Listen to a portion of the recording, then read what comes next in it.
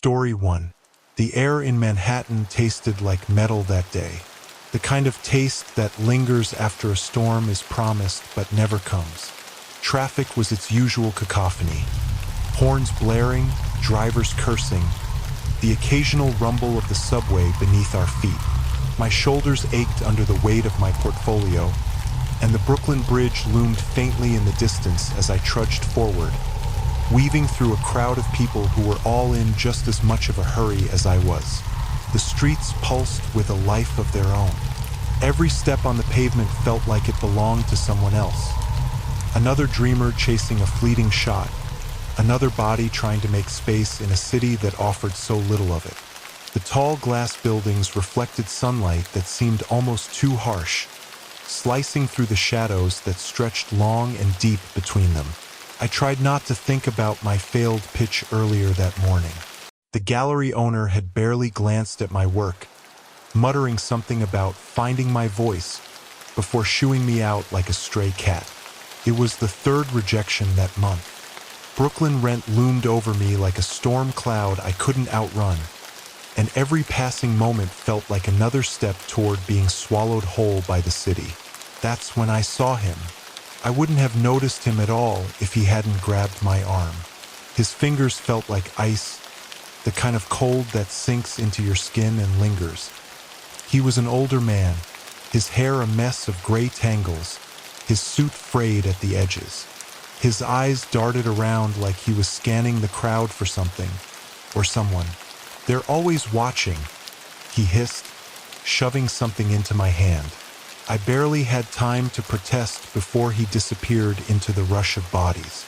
I stood there frozen, my breath catching in my throat as I looked down. In my palm was an old key. Its brass had tarnished to a dull greenish hue, but the intricate pattern etched into its head stood out. A circle with twisting lines that almost resembled tree roots. At the center, the letters Dakota were faint but legible. I turned the key over in my hand, the metal cool against my palm. The Dakota? My mind raced back to vague memories of the place. Its Gothic spires piercing the skyline, its stone facade rumored to hide more than just wealthy tenants. My mom used to talk about it when I was a kid, whispering stories of ghostly figures in the hallways and the terrible thing that happened to John Lennon right outside its gates. A shiver ran down my spine. I should have tossed the key into the nearest trash can and kept walking, but something stopped me. Call it curiosity or just plain desperation, but I slipped the key into my pocket and kept moving. By the time I made it back to my apartment, my feet felt like lead. The fluorescent light in my kitchen flickered as I dumped my bag on the counter. My studio was as cramped as ever, its walls plastered with half-finished sketches and canvases I couldn't afford to frame. A single window overlooked the alley, where a pile of broken furniture had been gathering dust for weeks. I pulled the key out of my pocket, turning it over in my hands again. Something about it felt heavier than it should have, like it carried more weight than just its metal. I wasn't superstitious, not really, but there was something unsettling about the way the light reflected off the grooves, casting faint, jagged lines across my wall. Later that night, I couldn't sleep. My mind kept replaying the man's words. "They're always watching." I tried to shake it off as the ramblings of someone unwell, but the thought kept gnawing at the edges of my consciousness. When I finally drifted off, my dreams were a mess of twisting corridors, faint whispers, and a cold hand gripping my arm. The next morning, a flyer caught my eye as I shuffled through the stack of junk mail shoved under my door. It was printed on thick, glossy paper, far too expensive for a neighborhood like mine. "Exclusive artist residency at the Dakota," it read. "A once-in-a-lifetime opportunity to live and work in one of Manhattan's most iconic landmarks. Rent-free studio, full creative freedom." The Dakota. My fingers tightened around the flyer. This had to be a coincidence. It had to be, but deep down I knew better. I didn't tell anyone about the flyer right away. but it lingered in the back of my mind like a song you can't shake. Later that afternoon, I found myself in Victor's cab. He'd been my go-to driver for a while, his thick Brooklyn accent and gruff humor always a welcome distraction from the city's grind. "Where to?" he asked, glancing at me through the rearview mirror. His eyes were sharp, but there was a heaviness to them, like he'd seen more of the city's underbelly than he cared to admit. "Just drive for a bit," I said, pulling out the flyer from my bag. My voice was softer than I intended, like I was afraid of the words. He didn't ask questions, just merged into the steady chaos of New York traffic. The car smelled faintly of old coffee and leather, and the rhythmic click of the meter was oddly soothing. "Ever heard of the Dakota?" I asked after a few minutes. My fingers traced the edges of the flyer, the paper now slightly crumpled. Victor's hands tightened on the wheel, and for a moment, I thought he hadn't heard me. Then he let out a low chuckle, the kind that wasn't meant to be funny. "Everyone's heard of the Dakota," he said, his voice thick with something I couldn't quite place. "That place has more stories than this city has potholes." "Like what?" I pressed, leaning forward. He shot me a look through the mirror, his brow furrowed. "You really don't know, do you?" He shook his head, muttering something under his breath. "People go in, kid. They don't always come out. And if they do, they're not the same." I felt a chill creep up my neck. "What do you mean?" Victor sighed, taking a sharp turn that sent me sliding across the seat. "A buddy of mine lived there once. Got a deal on an apartment, real fancy too. He was all smiles for the first few months. Said it was like living in a dream. Then he stopped answering his phone. His wife said he'd started talking to himself, staying up all night painting these weird pictures. She left him after that. A year later, he showed up at a gallery in Soho with this blank look on his face. Didn't recognize anyone, not even his own kid. I swallowed hard. What happened to him? Victor didn't answer right away. He turned down a quieter street, the usual buzz of the city fading to a distant hum. "He disappeared," he said finally. "Cops found his apartment empty. No sign he ever lived there except for a single painting. Looked like the Dakota, but different. Twisted." My grip on the flyer tightened. "Do you believe all that?" Victor shrugged, but his face was pale now. "Don't matter what I believe. That place has a feel to it. You know the type, like the city itself don't want to touch it." I didn't say anything after that, just stared out the window as the cab wove through the streets. But Victor's words stayed with me, replaying in my head like a warning I didn't know how to heed. The Dakota was everything I'd imagined and more. Its Gothic spires clawed at the sky. The stone facade darkened with age and shadow. The building stood apart from its surroundings, as though the city had grown around it but never touched it. When I stepped through the ornate iron gates, the air seemed to change. It was heavier, colder, like stepping into a different world. The doorman greeted me with a smile that didn't reach his eyes, his gloved hand gesturing me inside. The lobby was a masterpiece in itself, with high vaulted ceilings and intricate woodwork that spoke of a time when buildings were made to impress. But there was something else, something beneath the surface that felt wrong. The faint hum of the chandeliers overhead seemed too loud, and the marble floors reflected distorted versions of the room. My apartment was on the 5th floor, at the end of a long hallway. The walls were lined with faded wallpaper, the kind that might have been elegant once but now looked tired and worn. As I passed each door, I noticed how quiet it was. No sounds of TVs, no muffled conversations, just silence. Inside, the apartment was surprisingly spacious. The windows overlooked Central Park, the green expanse a stark contrast to the building's somber interior. A faint, sweet smell lingered in the air, like old flowers left to wilt. That night, I unpacked as best as I could. But as the hours dragged on, the silence in the apartment grew unbearable. Every creak of the floorboards felt amplified, and the occasional flicker of the hallway light seeped under my door like a warning. Then came the music. It was faint at first, a haunting melody that seemed to drift from the walls themselves. I searched every corner of the apartment, but the source was nowhere to be found. When I opened the door to the hallway, it stopped abruptly. As I stood there, I caught a glimpse of someone turning the corner at the far end, a tall figure moving too quickly to be normal. I called out, but the only response was the distant sound of laughter, faint and hollow. Living in New York meant constant noise. You grew used to it like the hum of a refrigerator or the steady ticking of a clock. But here in the Dakota, it was the absence of sound that unsettled me. Days passed, and every time I left my apartment, the hallways felt heavier, emptier. I rarely saw anyone, and when I did, they moved like shadows, their eyes never meeting mine. I tried to distract myself by painting. The large windows in the apartment gave me plenty of light, but no matter how much I worked, my brushes seemed to betray me. What started as a vibrant cityscape of Central Park would twist into something dark and unrecognizable by the time I stepped back. Tall, looming figures appeared where there had been trees, their forms merging with the shadows of the Dakota in ways that felt too real. The isolation started to get to me. I stopped calling my friends.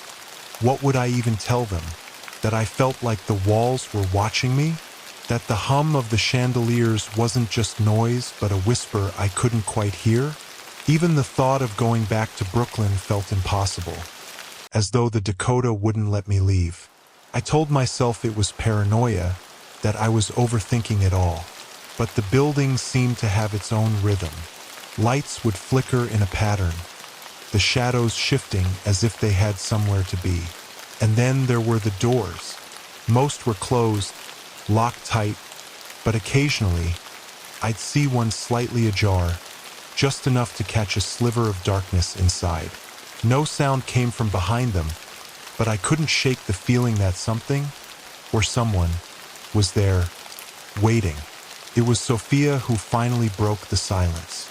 I ran into her one evening while taking out the trash, her soft voice startling me as I struggled with the ancient garbage chute. "You're Clara, right?" she asked, her voice as careful as her movements. Her gray cardigan hung loose on her shoulders, and her eyes carried the weight of someone who had lived here far too long. I nodded, clutching the trash bag like a lifeline. "Yeah, and you're?" "Sophia. I live down the hall." She gestured vaguely, her smile fleeting. "Been meaning to say hello, but, well, this building isn't exactly neighborly." She wasn't wrong. We stood there for a moment, the silence between us punctuated by the distant creak of floorboards. Finally, she spoke again. "You've noticed it, haven't you?" My heart skipped. "Noticed what?" "The way it changes," she said quietly, glancing down the hall as though afraid someone might overhear. "The Dakota is not like other buildings. It's alive." I wanted to laugh, to brush her off, but her words struck a chord I couldn't ignore. She reached into her pocket and pulled out a small stack of photographs, her hands trembling slightly as she handed them to me. "They were my husband's," she said. "He was making a documentary about the Dakota. He thought he could capture it." The photos were black and white, each one more disturbing than the last. In one, a hallway stretched impossibly long, its walls bending unnaturally. Another showed a window with a faint figure behind it, its face blurred and elongated. But the last one was the worst. It showed a room I didn't recognize, its walls lined with portraits. The faces in the frames were distorted, their eyes wide with terror. "What is this?" I whispered. Sophia hesitated, then leaned closer. He said it feeds on us. Our energy, our ambition. The more we want, the more it takes. And when it's done, her voice trailed off, her expression hollow. It was the music that woke me, a haunting melody, louder this time, pulling me out of sleep like a hand gripping my arm. I stumbled into the hallway, my breath visible in the icy air. The walls seemed to pulse faintly, their surface slick and dark. "Clara," a voice whispered. It wasn't loud, but it came from everywhere at once. I turned, and there was Sophia standing at the end of the hall. "Don't go," she said, her voice trembling. "Whatever you hear, don't follow it." But it was too late. My feet moved on their own, dragging me toward the basement door. I heard Sophia's footsteps behind me, her pleas growing fainter as I descended. The stairs creaked under my weight, the air growing colder with each step. The basement was nothing like I'd imagined. The walls were covered in strange symbols, glowing faintly in the dark. At the center of the room stood a massive structure, a grotesque heart of stone and metal, its surface pulsating with light. Victor was already there, holding a can of gasoline. His face was pale, his hands shaking as he poured the liquid across the floor. "This place is evil," he muttered. "We can't let it keep going." Before I could stop him, he struck a match. Flames roared to life, climbing the walls and illuminating the room in an orange glow. The building groaned in protest, the floor buckling beneath us. Then I saw them, the faces in the walls. Hundreds of them, their mouths open in silent screams. The room trembled violently, the symbols on the walls burning brighter as the flames licked at the heart. "Clara, we have to go," Sophia yelled, pulling at my arm. But I couldn't move. The heart was beating faster now, each pulse shaking the room. It was alive, and it wanted me. I stepped forward, ignoring Sophia's screams. The heart seemed to reach for me, its surface rippling as I approached. As my hand touched it, everything went dark. The flames cast frantic, twisting shadows on the walls of the basement, making the symbols dance like living things. The air grew thick with heat and smoke, but the heart pulsed brighter and faster with each beat, as though the fire had only made it stronger. "Clara!"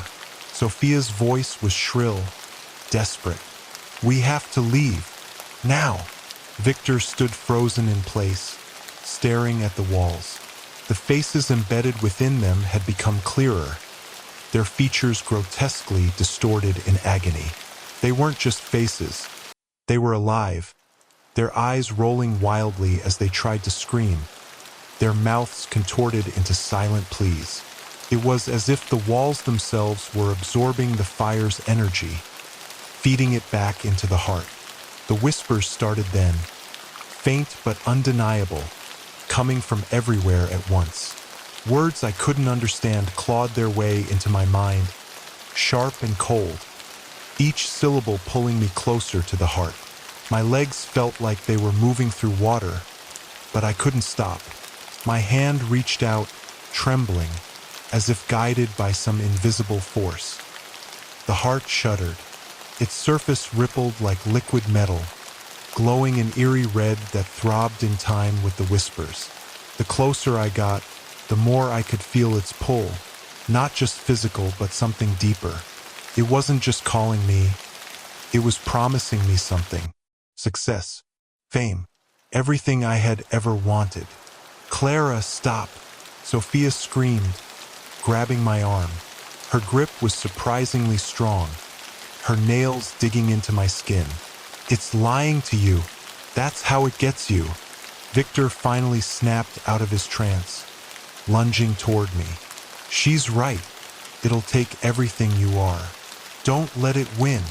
But their voices felt distant, drowned out by the promises flooding my mind. My art in every gallery, my name whispered with reverence, my struggles erased as if they had never existed. It was all so clear, so vivid, I could almost taste it. The heart pulsed violently, and a deep, guttural sound erupted from the walls.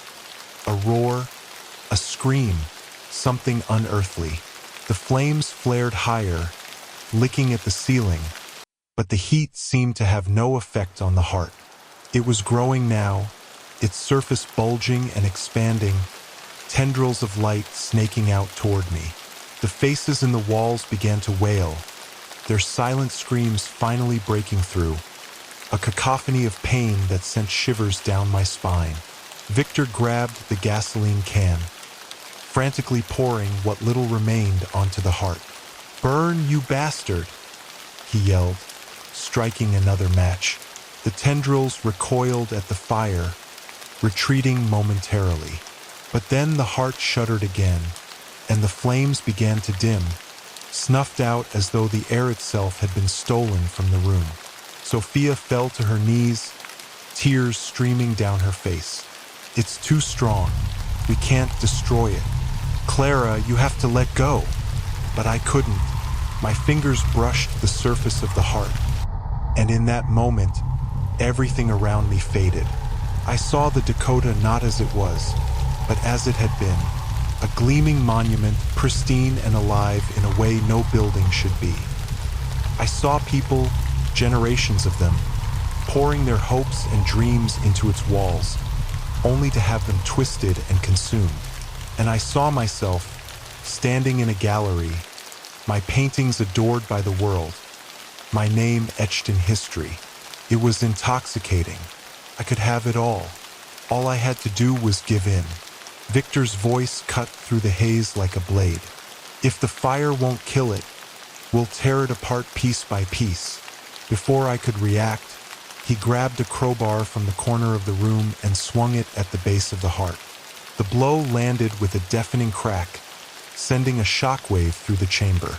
The heart recoiled, its tendrils snapping back like wounded animals, but the walls screamed in unison, their cries vibrating through my chest. The floor began to shake, dust and debris raining down from the ceiling. The Dakota wasn't just alive, it was enraged. "Keep going," Sophia yelled, her voice hoarse. She grabbed a shard of metal from the ground and started hacking at the heart, her movements frantic and uncoordinated. "It's weakening," but the heart wasn't going down without a fight. The tendrils lashed out, one of them catching Victor across the chest and sending him flying into the wall. He crumpled to the ground, coughing and gasping for air. Another tendril wrapped around Sophia's ankle, dragging her toward the pulsating mass. "No!" I screamed, rushing forward. Without thinking, I grabbed a piece of broken wood and swung it at the tendril. It snapped, releasing Sophia, but the heart pulsed again, sending a wave of energy that knocked us both to the floor. As I struggled to stand, I realized the heart was changing. Its surface was splitting, revealing something darker, something alive inside. A shape began to emerge, a figure humanoid but grotesque, its eyes burning with a light that seemed to pierce straight through me. "We can't stop it," Sophia whispered, her voice trembling. "Clara, you have to make a choice. It's you or all of us." The figure stepped forward, its movements slow but deliberate. The walls groaned, and the room felt like it was closing in, the air too thick to breathe. I looked at Victor, slumped against the wall, his face pale but determined. I looked at Sophia, her hands bloody, her expression pleading. And then I looked at the heart, its tendrils writhing, its whispers louder than ever. The choice was clear. The heart trembled, its glowing tendrils lashing out in a frenzy, slamming into the walls and ceiling of the chamber. The Dakota seemed to be alive in a way that was no longer hidden. It was fully awake, its rage reverberating through every floor, every hallway. The building groaned as if it were on the verge of collapsing in on itself, yet its foundations held firm, almost defying the laws of reality. Victor staggered to his feet, blood seeping through his shirt from the tendril's strike. His face was pale, his breath shallow, but his eyes burned with defiance. "We need to bring this whole damn building down," he rasped, his voice barely audible over the cacophony of wailing walls and shattering glass. Sophia grabbed my arm, pulling me toward the stairs. "We can't fight this. We have to go," she screamed, her voice almost drowned out by the rumbling chaos. The heart seemed to hear her, its pulsing growing faster, the light emanating from it now a searing red that burned the edges of my vision. The Dakota was fighting back. The walls began to ripple like water, their surfaces bulging and shifting as if something was crawling just beneath the surface. Doors slammed open and shut up and down the hallways above us, the sound echoing like gunshots. The chandeliers in the upper floors swayed violently, their crystals shattering and raining down in jagged shards. The tendrils stretched farther now, snaking up the basement stairs and into the building's main floors.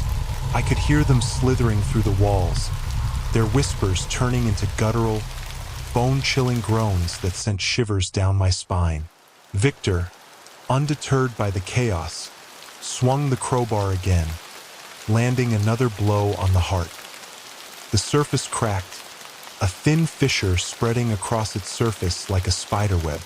A deafening roar erupted from the walls, the sound so loud and unnatural it felt like it was tearing my soul apart. The fissure widened, and from within the heart, something dark and viscous began to seep out. A thick, tar-like substance that hissed and bubbled as it hit the ground. The substance moved on its own, spreading toward us like a living shadow. The air grew colder, the temperature plummeting so fast I could see my breath misting in front of me. "The whole building's alive," Victor shouted, swinging the crowbar again. This time, the blow sent a shard of the heart flying across the room, embedding itself in the wall. The tendrils recoiled violently, their movements now frantic and chaotic. The Dakota groaned again, this time with a sound that felt like a mixture of pain and fury. Above us, the chaos had spread. I could hear the screams of residents who had likely been unaware of the building's true nature until now. The walls seemed to stretch and twist, the hallways elongating into endless voids.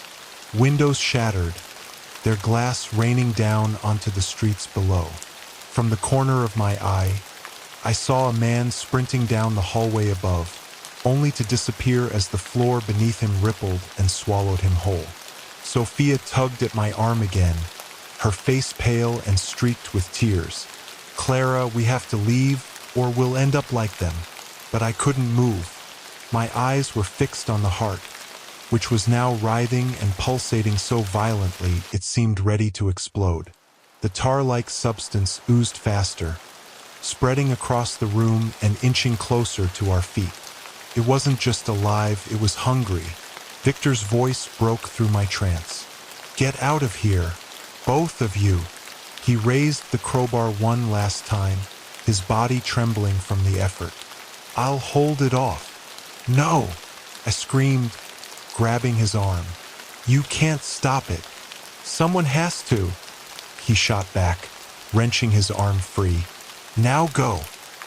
Before I could argue, the floor beneath us lurched, sending Sophia and me sprawling. The heart let out another deafening roar, and the Dakota itself seemed to convulse, the walls bending inward as if the entire building was folding in on itself. Victor swung the crowbar again, striking the heart with everything he had left. The fissure widened, and for a brief moment, the tendrils froze, their movements halting as the heart shuddered violently. But then, as if sensing its own imminent destruction, the heart retaliated. A massive tendril shot out, wrapping itself around Victor's torso and lifting him off the ground. He screamed, his voice filled with both defiance and agony, as the tendril tightened, pulling him closer to the heart. "Run!" he managed to choke out, his eyes locking with mine. Don't let it take you too. Sophia grabbed my hand, yanking me toward the stairs. The tar-like substance was everywhere now, climbing the walls and spreading across the ceiling. The heart pulsed one final time, sending a shockwave through the room that knocked us both off our feet. I glanced back just in time to see Victor vanish into the heart, his body swallowed by the pulsating mass. The Dakota's groaning reached a deafening crescendo, and I realized with a sinking feeling that the building wasn't collapsing. It was repairing itself. The cracks in the walls began to seal, the shattered glass reassembling itself as if time were rewinding. The fire Victor had started was snuffed out, the smoke dissolving into the air like it had never existed. Sophia and I stumbled up the stairs, the whispers growing louder, more frantic. The Dakota wasn't just fighting us, it was consuming us. We burst into the lobby, the ornate chandeliers swinging wildly overhead. The floor rippled beneath our feet, the polished marble distorting like liquid. The front doors loomed ahead, but the tendrils were faster, snaking up from the basement and latching onto the walls around us. "We're not going to make it," Sophia cried, her voice cracking. "Yes, we will," I shouted, grabbing her hand and pulling her toward the exit. With a final burst of strength, I shoved the heavy doors open, the cold night air rushing in like a lifeline.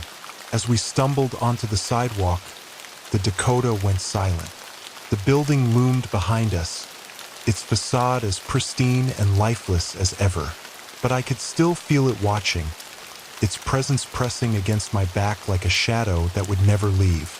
Sophia collapsed onto the pavement, her chest heaving. I stood there, staring up at the Dakota, my fists clenched. Victor was gone. The heart was still beating, and the building, it wasn't finished with us yet. The silence outside the Dakota was jarring, almost deafening after the chaos we'd left behind. The streetlights buzzed faintly, casting long shadows over the cobblestones. Sophia sat on the curb, trembling, her hands clutching her knees as she stared blankly at the ground. I wanted to comfort her, but my own hands were shaking too much to reach out. Victor was gone. The thought rang in my head like a church bell, loud and relentless. I could still see his face, the determination in his eyes as he swung the crowbar, the way he yelled for us to run. And now, nothing. No trace of him. Just the building behind us, standing as it always had, unyielding and eternal. I turned back to the Dakota, half expecting it to show some sign of what had happened. But its facade was immaculate, the windows perfectly intact, the stonework untouched. It was as if the night's events had been erased, rewritten by the building itself. The only thing that remained was the feeling, that suffocating presence, like a hand gripping the back of my neck, watching, waiting. The Dakota didn't just exist. It loomed, its dark spires piercing the night sky, daring anyone to challenge its permanence. "They won't believe us," Sophia whispered, breaking the silence. Her voice was hoarse, her words barely audible over the faint hum of the city around us. "They'll have to," I said, though the words felt hollow. Who would believe us? That a building could be alive? That it could consume people, twist their ambitions into fuel for its own grotesque existence? I could already hear the skepticism, the dismissive laughter. Sophia shook her head, her expression weary. "They never do. That's how it survives. People forget. They move on. And the Dakota keeps taking." I wanted to argue, to say that this time would be different, but deep down I knew she was right. The Dakota had been here long before us, and it would be here long after. It didn't just consume, it erased. The faces in the walls, the paintings, the whispers. They were all part of a cycle, one that repeated over and over, unnoticed by the world outside. 2 weeks later, I saw one of my paintings in a gallery downtown. I hadn't sold it. I hadn't even finished it. But there it was, hanging under bright lights, surrounded by a crowd of murmuring art critics. The piece was hauntingly beautiful, more beautiful than I'd ever imagined it could be. The Dakota stood at its center, its spires reaching into a sky that bled red and black. Figures moved within the walls, their faces pressed against the stone, their mouths open in silent screams. And in the heart of it all was the chamber, the pulsating mass, rendered in exquisite, horrifying detail. "Excuse me," a voice said, pulling me out of my thoughts. A man in a tailored suit stood next to me, his eyes fixed on the painting. "This is your work, isn't it?" I hesitated, my throat dry. "Yes, it's extraordinary," he said, his voice filled with reverence. "I've never seen anything like it." I wanted to tell him the truth, to scream that it wasn't just a painting, that it was real. But the words wouldn't come. Instead, I nodded, muttering a quiet, "Thank you." As he walked away, I noticed a small plaque beneath the painting. My name was there, printed in bold letters, but the title stopped me cold. The Dakota's Heart. I went to see Sophia the next day.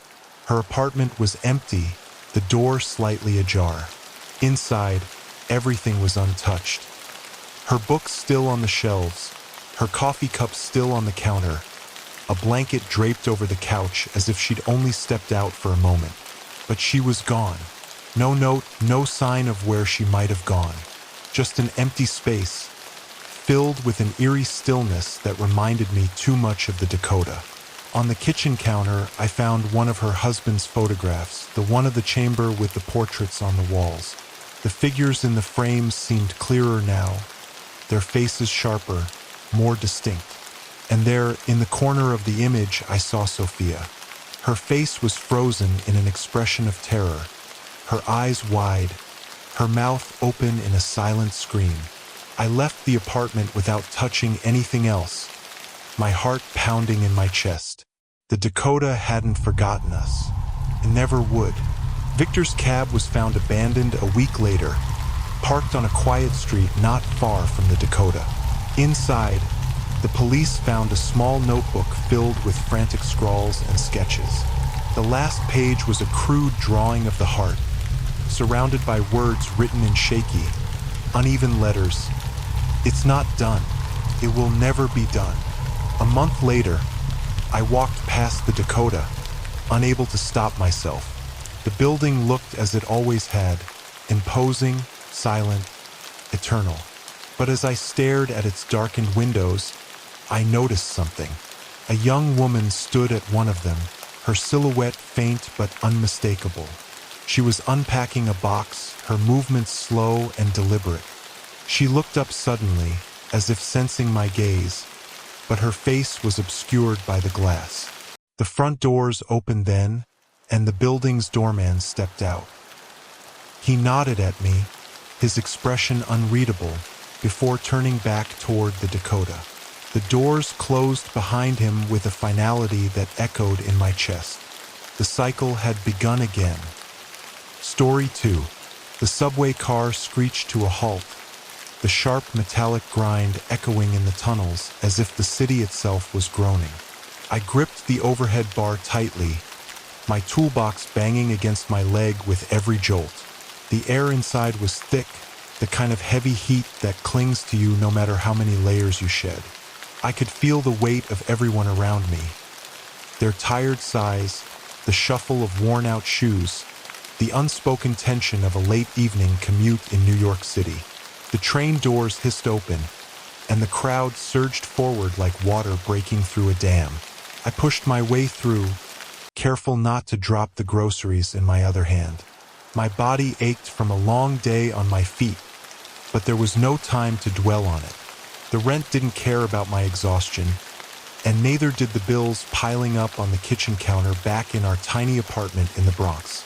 As I climbed the subway stairs to the street, the evening air hit my face like a slap. It was cooler up here, but not by much.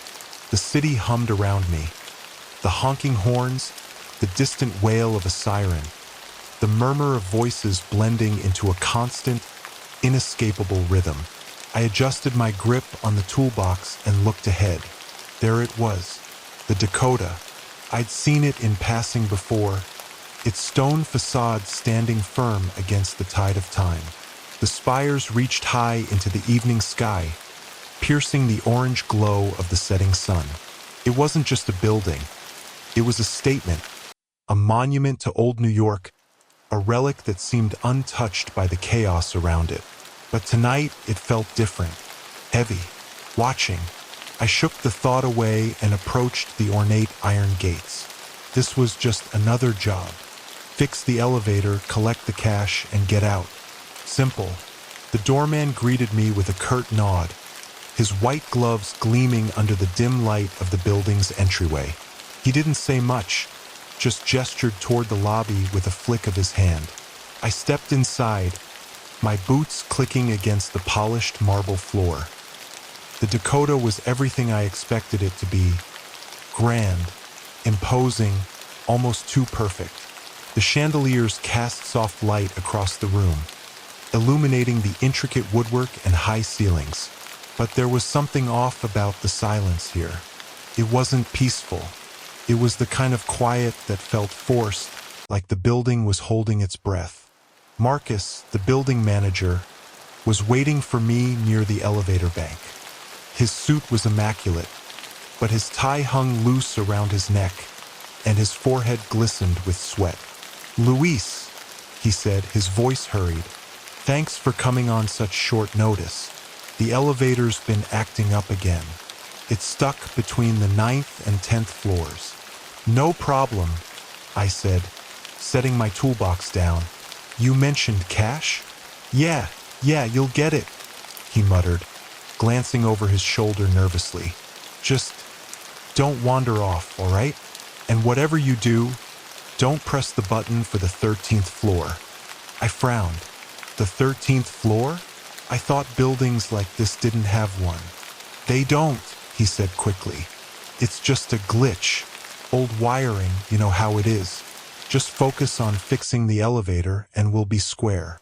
Before I could ask more, he turned and walked away, his steps echoing down the hall.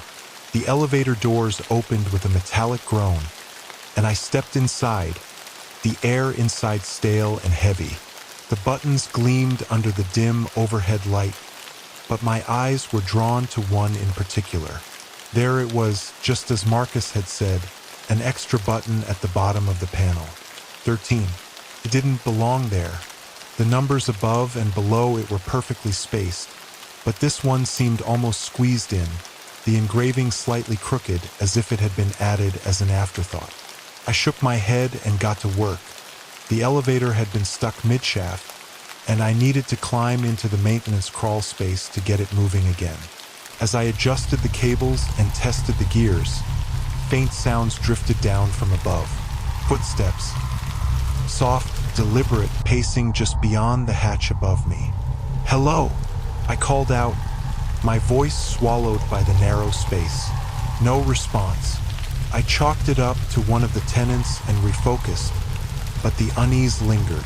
When the job was done, I descended back into the elevator car and tested the buttons.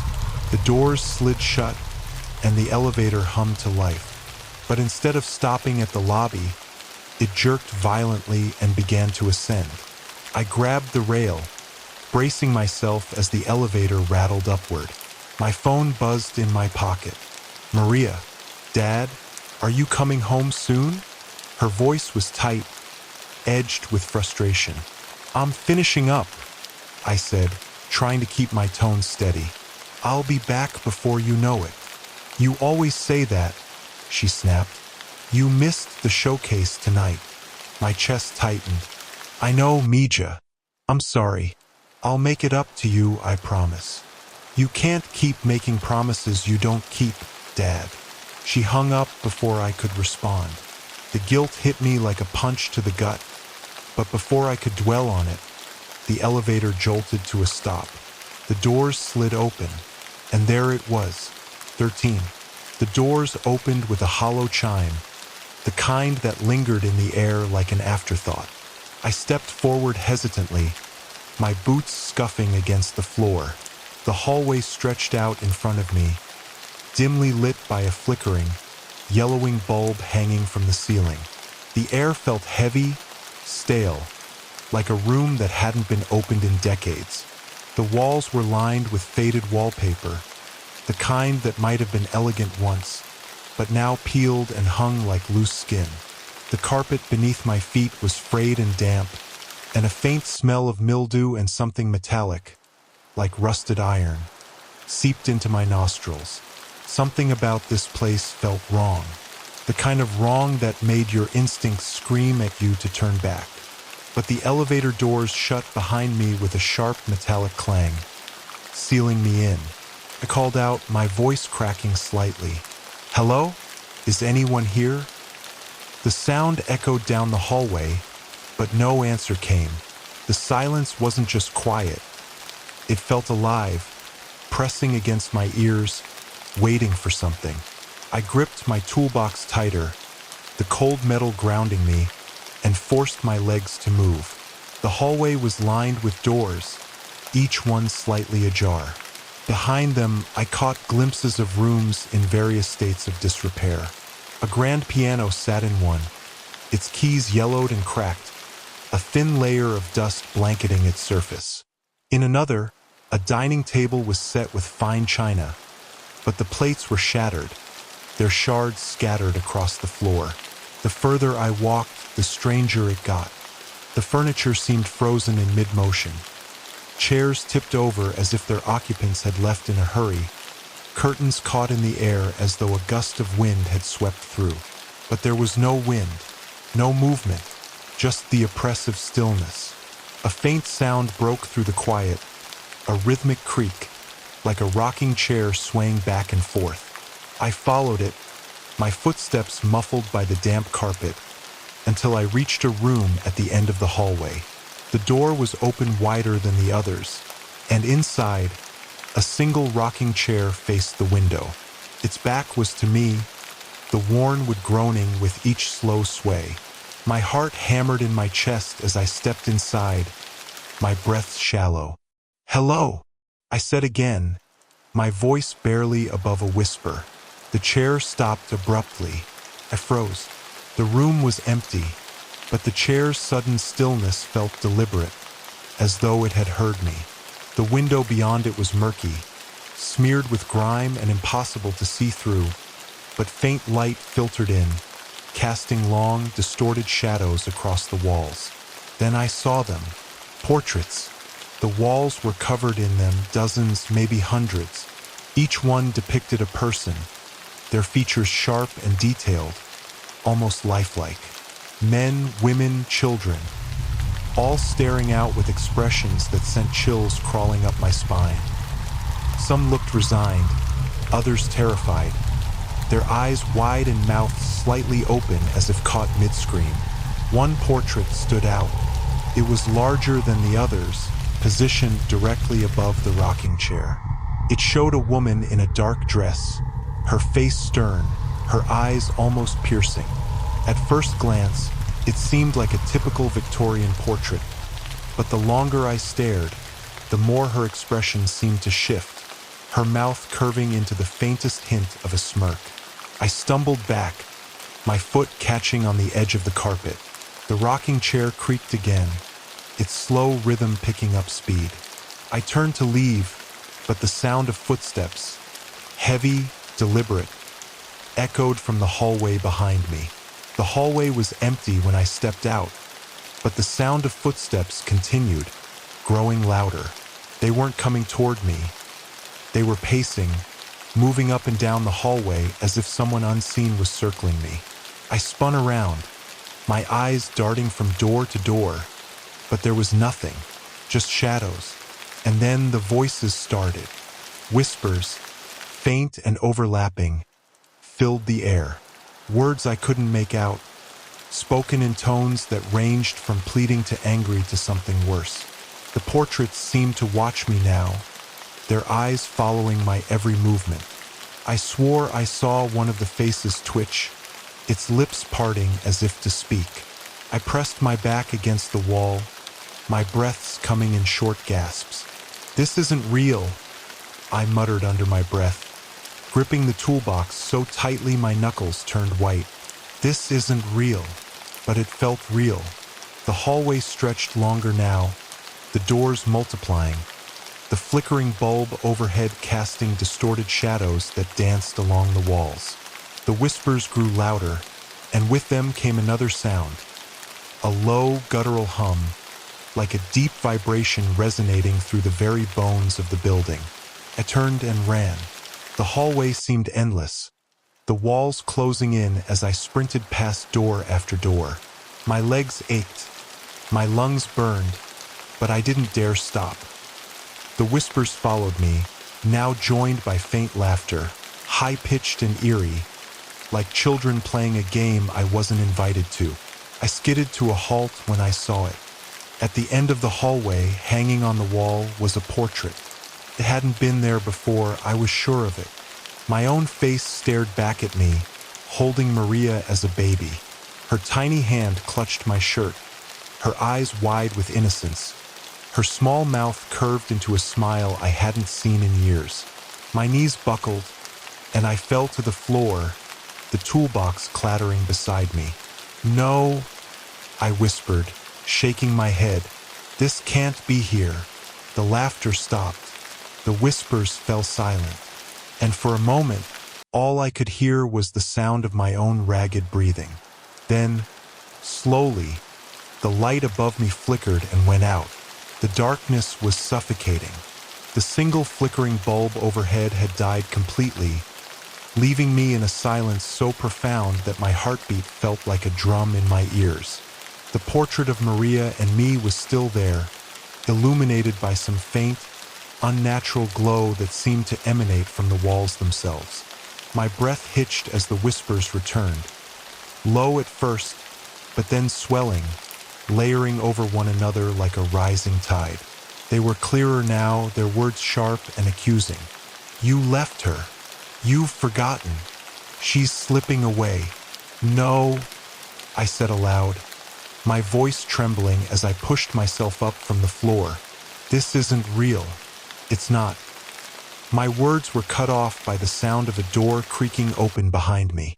Slowly, deliberately, I turned, my movements sluggish as though the air had thickened, weighing me down. The door to the room with the rocking chair was ajar, the faint glow of its window spilling into the hallway. The chair rocked slowly, its rhythm steady, the groaning would filling the silence. Something drew me toward it. Not curiosity, something stronger, something I couldn't explain. My feet moved of their own accord, each step heavier than the last, the hallway around me twisting and stretching as though the Dakota was alive, reshaping itself to trap me.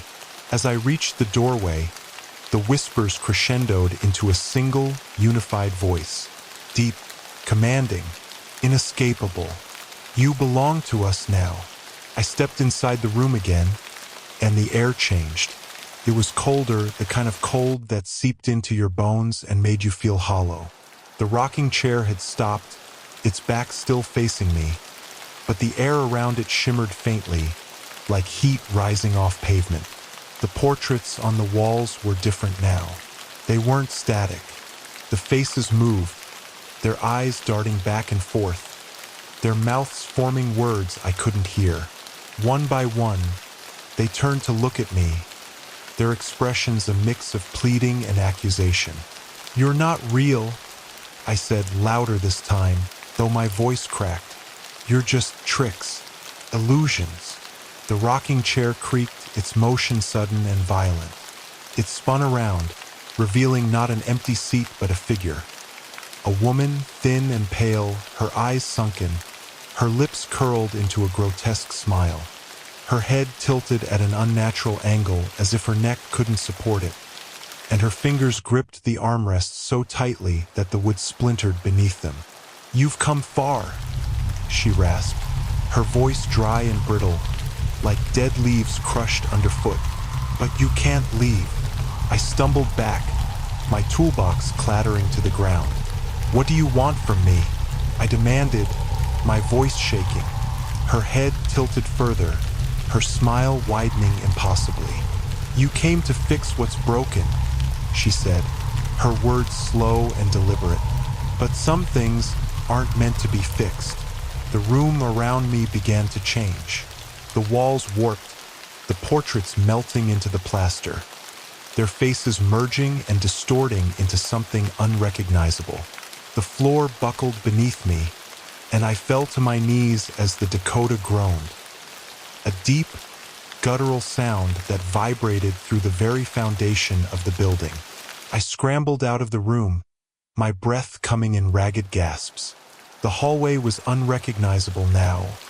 Longer, darker, the doors on either side gone. The only light came from the faint glow of the floor beneath me, which pulsed like veins carrying blood. As I ran, the shadows on the walls came to life. They stretched and twisted, reaching out with long, claw-like fingers that scraped against the floor. They whispered my name, their voices dripping with malice. Luis, don't leave us. Stay. I turned a corner and froze. Ahead of me stood a figure, tall, gaunt, its face obscured by the darkness. Its presence was oppressive, filling the space with a weight that made it hard to breathe.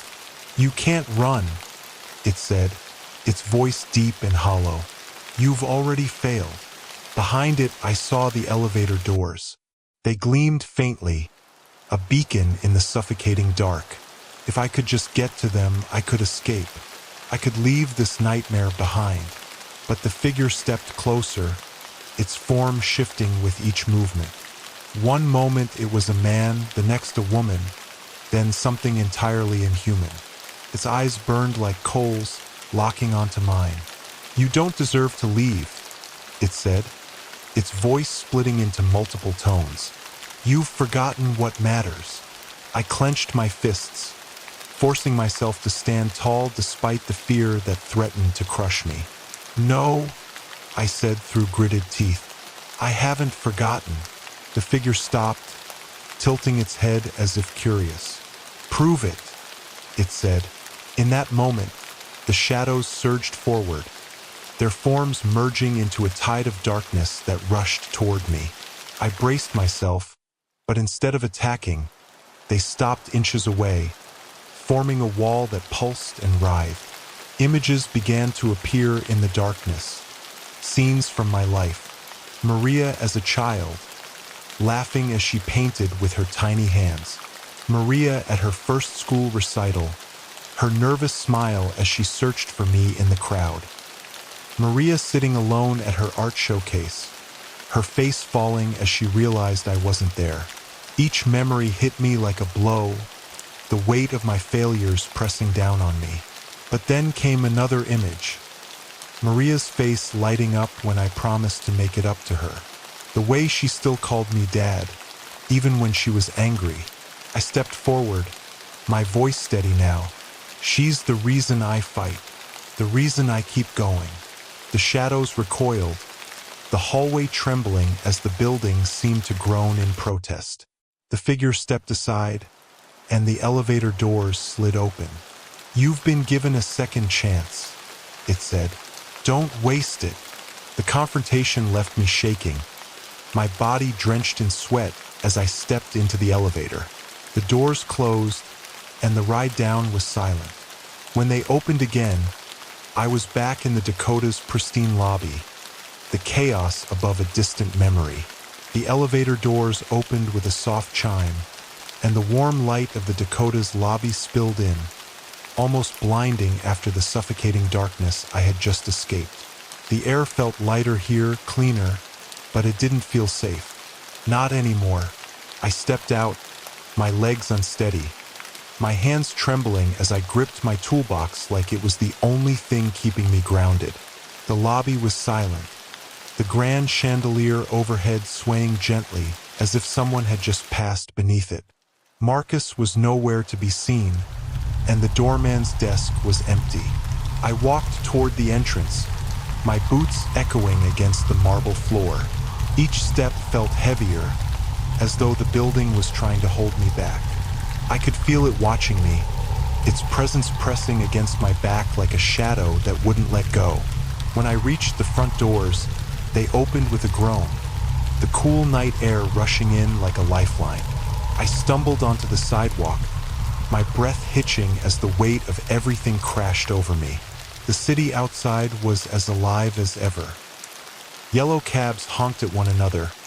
Pedestrians hurried past with their faces buried in their phones, and the hum of New York life continued uninterrupted. It was as if nothing had happened, as if the Dakota had swallowed the horrors of that floor and buried them deep, leaving no trace behind. But I knew better. My hands still shook, my heart still pounded, and the faint whispers of the 13th floor still echoed in my ears. I pulled out my phone and saw a missed call from Maria. My thumb hovered over the screen for a moment before I pressed the button to call her back. She picked up almost immediately. "Dad." Her voice was sharp, a mix of frustration and concern. "Where have you been? I've been calling you all night." "I'm sorry, Mija," I said, my voice cracking. "I had a job, but I'm on my way home now." There was a pause, and for a moment, I thought she'd hung up. But then she spoke, her tone softer. "Okay, just be safe, all right?" "I will," I said. "I promise." A week later, I drove by the Dakota again, unable to resist the pull of curiosity. From the street, it looked the same as ever, majestic, imposing, timeless. But my chest tightened as I stared up at its windows, half expecting to see something staring back. And then I saw it. On the 13th floor, faint but unmistakable, was a figure in the window. It wasn't moving, but its presence was undeniable. My hands gripped the steering wheel as I squinted, trying to make out the details. It was my face. The reflection disappeared as a passing car's headlights swept across the building, leaving the window empty. I sat there for a long time, the engine idling, before finally driving away. After that night, everything changed. I quit taking jobs that pulled me away from Maria. I made it to her next art showcase, standing in the back of the room as she presented her work with a confidence I hadn't seen in her before. When she spotted me in the crowd, her face lit up, and for the first time in years, I felt like I'd done something right. We started spending more time together, piecing back together the parts of our relationship that had frayed over the years. It wasn't easy. Life in New York rarely is, but it felt different now, like I'd been given a second chance. Despite my efforts to leave that night behind, I couldn't escape it completely. Rumors about the Dakota resurfaced in quiet conversations. Stories of people disappearing, of strange sounds in the hallways, of a 13th floor that didn't exist. A few months later, I saw a news report about another maintenance worker who had gone missing while doing repairs in the building. The reporter stood in front of the Dakota, her voice steady as she recounted the incident. But in the background, high up in one of the windows, I saw a faint, familiar shadow. I turned off the TV and sat in silence, the whispers from that floor creeping back into my mind. The Dakota wasn't finished. It never would be. Story 3. The train rattled loudly as it screeched into the station, the metallic hum resonating through the car. I adjusted my headphones, trying to focus on the track playing on my laptop. The mix wasn't perfect yet. There was still a faint crackle in the background, a ghost of static that shouldn't have been there. I scrolled through the waveform, isolating the problem, but it was elusive, slipping through every filter and adjustment. Next stop, 59th Street, Columbus Circle, announced the crackling speaker overhead. The sound grated against my ears. I flinched and hit pause. Noise. That's all New York was sometimes. Noise layered over more noise until it was impossible to think. Around me, the subway was its usual chaos. A man in a rumpled suit snored in his seat. A woman in scrubs scrolled through her phone, and a group of teenagers laughed loudly near the doors. I tucked my laptop back into my bag as the train slowed, trying to ignore the growing ache behind my eyes. Deadlines and rent didn't wait for headaches. And in this city, if you weren't working, you were falling behind. When the train came to a halt, I joined the flow of commuters squeezing out of the car and up the stairs. The evening air greeted me with its usual bite. Not cold enough to chill, but sharp enough to make you notice. I adjusted my scarf and started toward my client's studio, my boots clicking against the pavement. That's when I heard it. At first, I thought it was someone's phone. A faint melody, high-pitched and uneven, drifting just above the usual hum of the city. I stopped and turned, scanning the street. There, near the entrance to the station, was an old man with a battered violin. His fingers moved with a peculiar rhythm, coaxing out notes that felt wrong. They weren't off-key exactly, but they didn't sit right in the air. The longer I listened, the more it felt like the sound wasn't coming from the violin at all, but from somewhere else entirely. I walked closer and dropped $1 into his open case. His playing stopped abruptly, his eyes, pale and watery, fixed on mine. "It's not music you hear," he said, his voice low and raspy. "It's the city's pain." Before I could respond, he began playing again, the dissonant notes chasing me as I hurried away. By the time I reached the studio, my hands were still shaking. I wasn't scared exactly, but the violinist's words had wormed their way into my head. The city's pain. What did that even mean? The client was already waiting when I arrived. A lanky guy with thick glasses and an oversized hoodie. He wanted a mix for his latest track, an ambient piece he called Urban Decay. I spent hours in the tiny studio, adjusting levels, layering effects, and smoothing transitions. But no matter what I did, the static persisted. It wasn't loud, but it was there, threading through the entire track like a faint whisper. "You okay?" the client asked, leaning against the console. "You've been tweaking that section for an hour." "I'm fine," I lied, my fingers hovering over the keyboard. "Just need to figure out where this interference is coming from." He shrugged and left me to it, but I couldn't shake the feeling that the static wasn't a technical issue. Felt intentional, like it was part of the track no matter how many layers I stripped away. When I finally left the studio, it was past midnight. The streets were quieter now, but the noise never really stopped. Sirens wailed in the distance, a garbage truck clattered down the block, and the faint hum of electricity buzzed from the streetlights. I slipped my headphones back on, trying to drown it all out, but the static followed me home. The email came 2 days later. The subject line read, "Exclusive soundscape opportunity." It looked like spam at first, no sender name, just an address. But the offer was too good to ignore. They wanted me to create a custom soundscape for an upcoming art installation, and the pay was enough to cover 2 months' rent. The only condition, I had to work on site. The address was familiar, though it took me a moment to place it. The Dakota. I'd never been inside, but I'd seen it 100 times. Its Gothic architecture standing out against the sleek modernity of the Upper West Side. The building had a reputation, of course. People whispered about the tragedies, the ghost sightings, the way the air seemed heavier around it. I'd always dismissed it as urban legend. Every old building in New York had stories. When I arrived, the Dakota was exactly what I expected. Grand, imposing, and eerily quiet. The doorman didn't say much, just pointed me toward the elevator. The hallways were lined with dark wood paneling and antique sconces, the carpet thick and soft underfoot. It was beautiful, but the silence felt unnatural, like the building was holding its breath.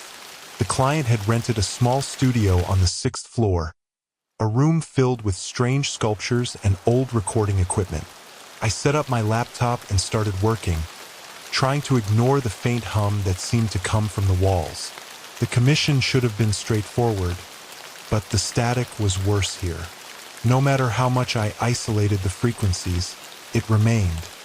A faint, whispering presence that made the back of my neck prickle. I tried to focus, but the pressure of living in New York gnawed at me. The rent was always due, groceries were a luxury, and every client wanted something done yesterday.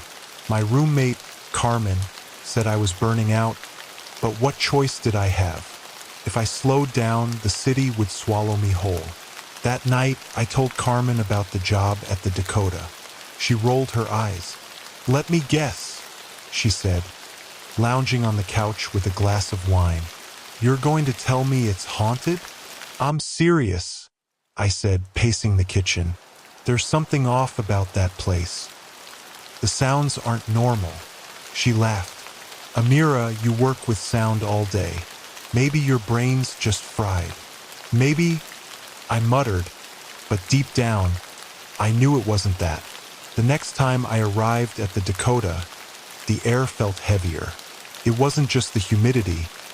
It was something more tangible, like stepping into a place where time moved differently.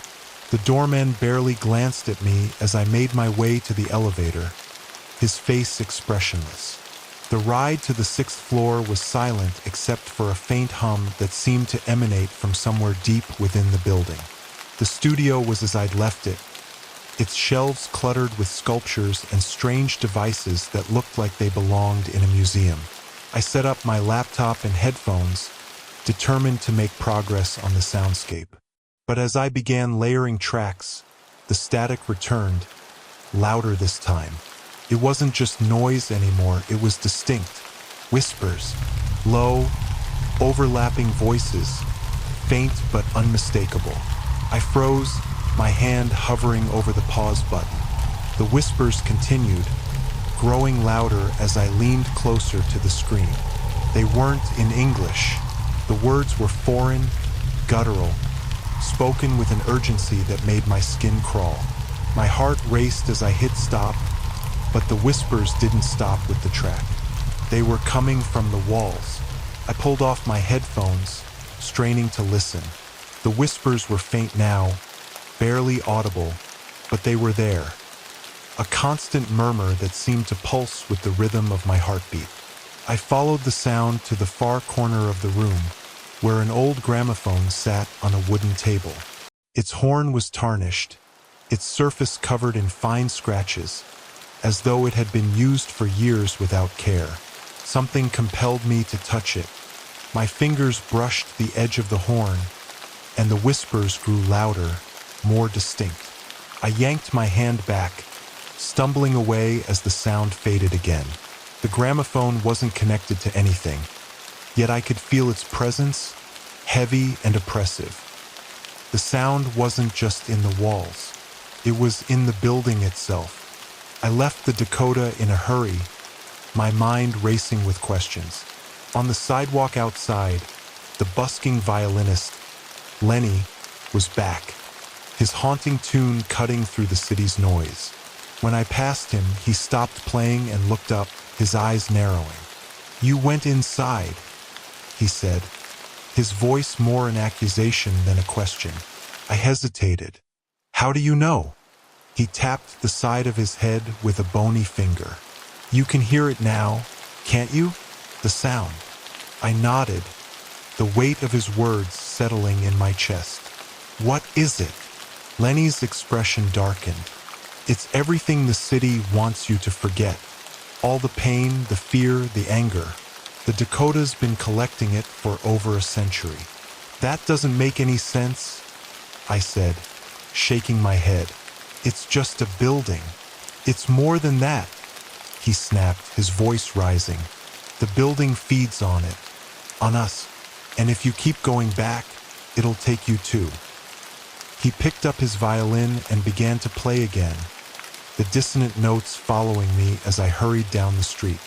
The next day, I returned to the Dakota, determined to find answers. The whispers had followed me home, faint but persistent, threading through every track I worked on.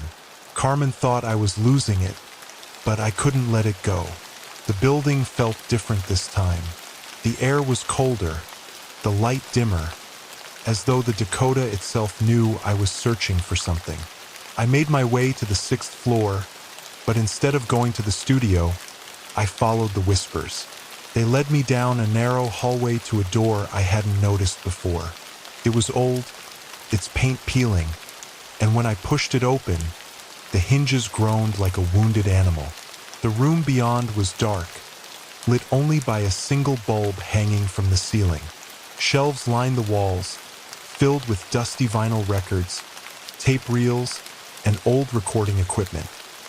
A reel-to-reel player sat in the center of the room, its spools empty but spinning slowly, emitting a faint hum. I picked up one of the tapes, the label worn and unreadable. My hands shook as I placed it on the player and pressed play. The sound that emerged was unlike anything I'd ever heard. Screams, whispers, faint melodies that overlapped and twisted into something unnatural. It wasn't just noise. It was suffering, captured and preserved. I pressed stop, but the sound didn't stop. It grew louder, filling the room until it felt like the walls were vibrating. The bulb overhead flickered, casting long shadows that twisted and shifted as if they were alive. The door slammed shut behind me, and I felt the air grow colder. My breath came in short gasps as the shadows closed in, their forms coalescing into a single figure, a man in a long coat, his face obscured by darkness. "You shouldn't be here," he said, his voice low and hollow. "The archive is not for you." The figure stepped closer, his movements slow and deliberate. The air around him seemed to ripple, distorting his form like heat waves on pavement. I backed away, my heart pounding. "Who are you?" I asked, my voice barely above a whisper. "I am the custodian," he said, "the keeper of the Dakota's history. And you have heard too much." "I didn't mean to," I stammered. I just want to know what's happening." The archivist tilted his head, studying me. "The building records everything. Every sound, every emotion, every moment of pain and despair. It is all stored here, feeding the Dakota. It is what keeps the building alive." "That's insane," I said, shaking my head. "You're telling me the Dakota is alive?" "Alive, but not living," he replied. "And now that you've heard its sound, it will not let you go." The archivist's words rang in my ears, his voice low and deliberate, as if he were telling me a story meant to haunt me forever. "The Dakota feeds," he said, stepping closer, his form rippling like smoke in the dim light of the archive. "It's not just a building, it's a collector, a curator of agony." Couldn't breathe. The weight of his words felt like a hand pressing down on my chest, but I forced myself to stand tall, to hold my ground. "How do I stop it?" I asked, my voice trembling. The archivist tilted his head again, his shadowed face unreadable. "You can't stop what's already begun, but you can confront it." The door to the archive creaked open behind me.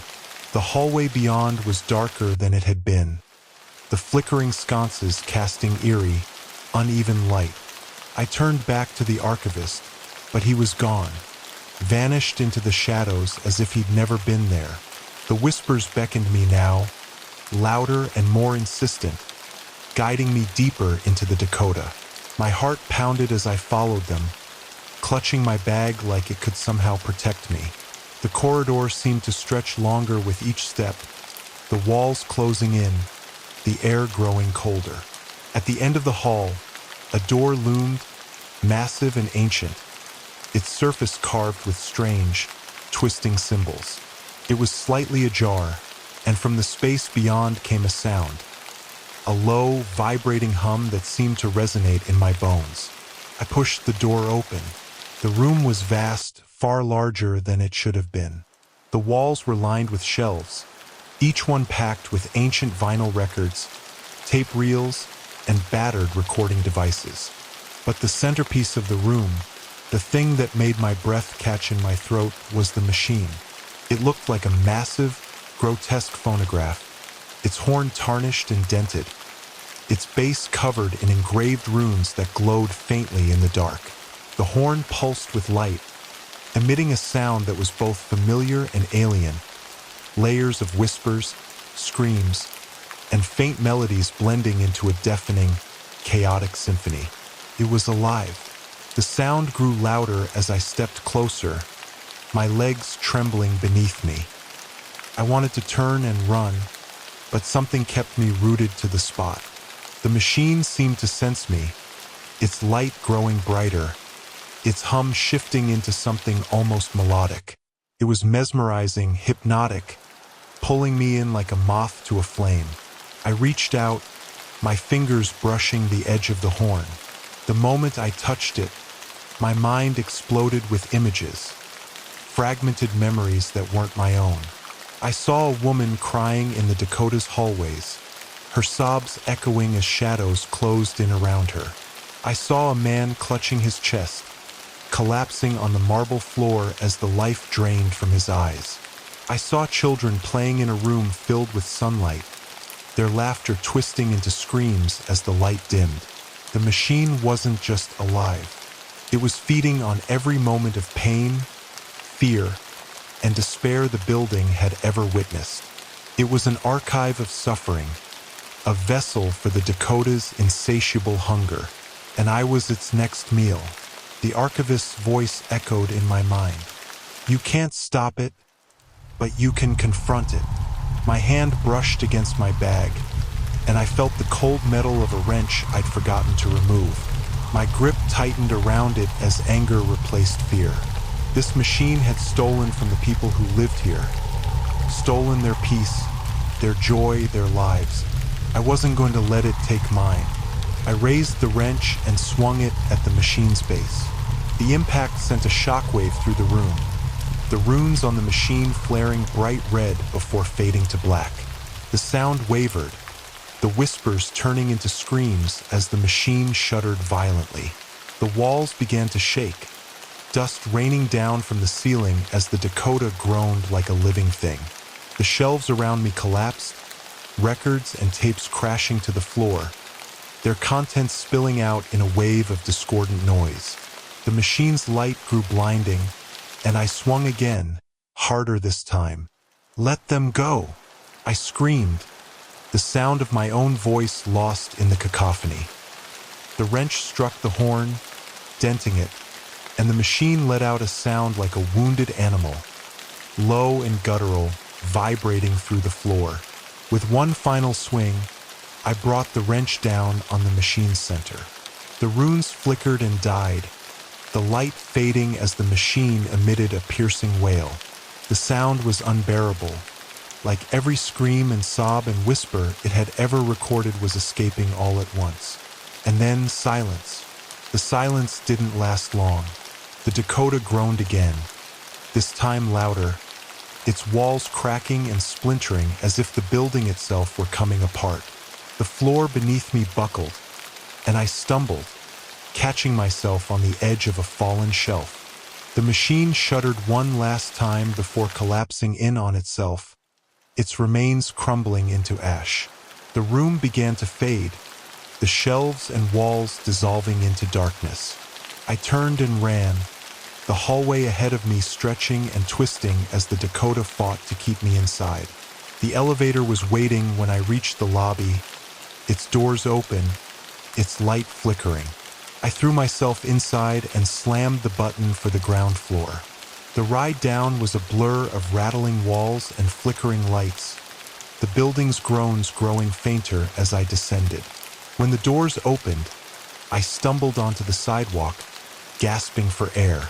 The Dakota loomed behind me, silent and still, its Gothic spires piercing the night sky, but the hum was gone.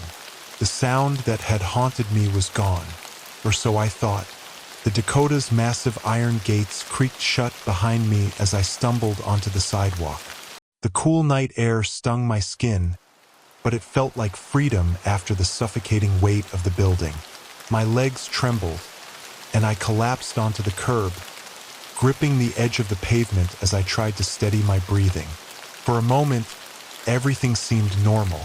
The city hummed around me with its usual chaos, horns blaring, distant laughter, the rhythmic thump of a passing bass-heavy car stereo. But as I sat there, I realized something was wrong. It wasn't gone. The sound. At first, it was faint, just a whisper threading through the ambient noise of the city. But the longer I sat there, the more it grew, weaving into every sound I heard. The horns had a slight distortion, the laughter seemed to echo unnaturally, and the car stereo carried a dissonant undertone. It was subtle, almost imperceptible, but it was there. The sound had followed me.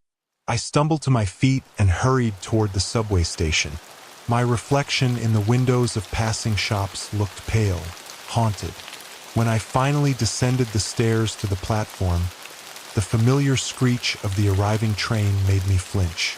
The static was louder now, layered with faint whispers, as if the train itself was alive with voices I couldn't understand.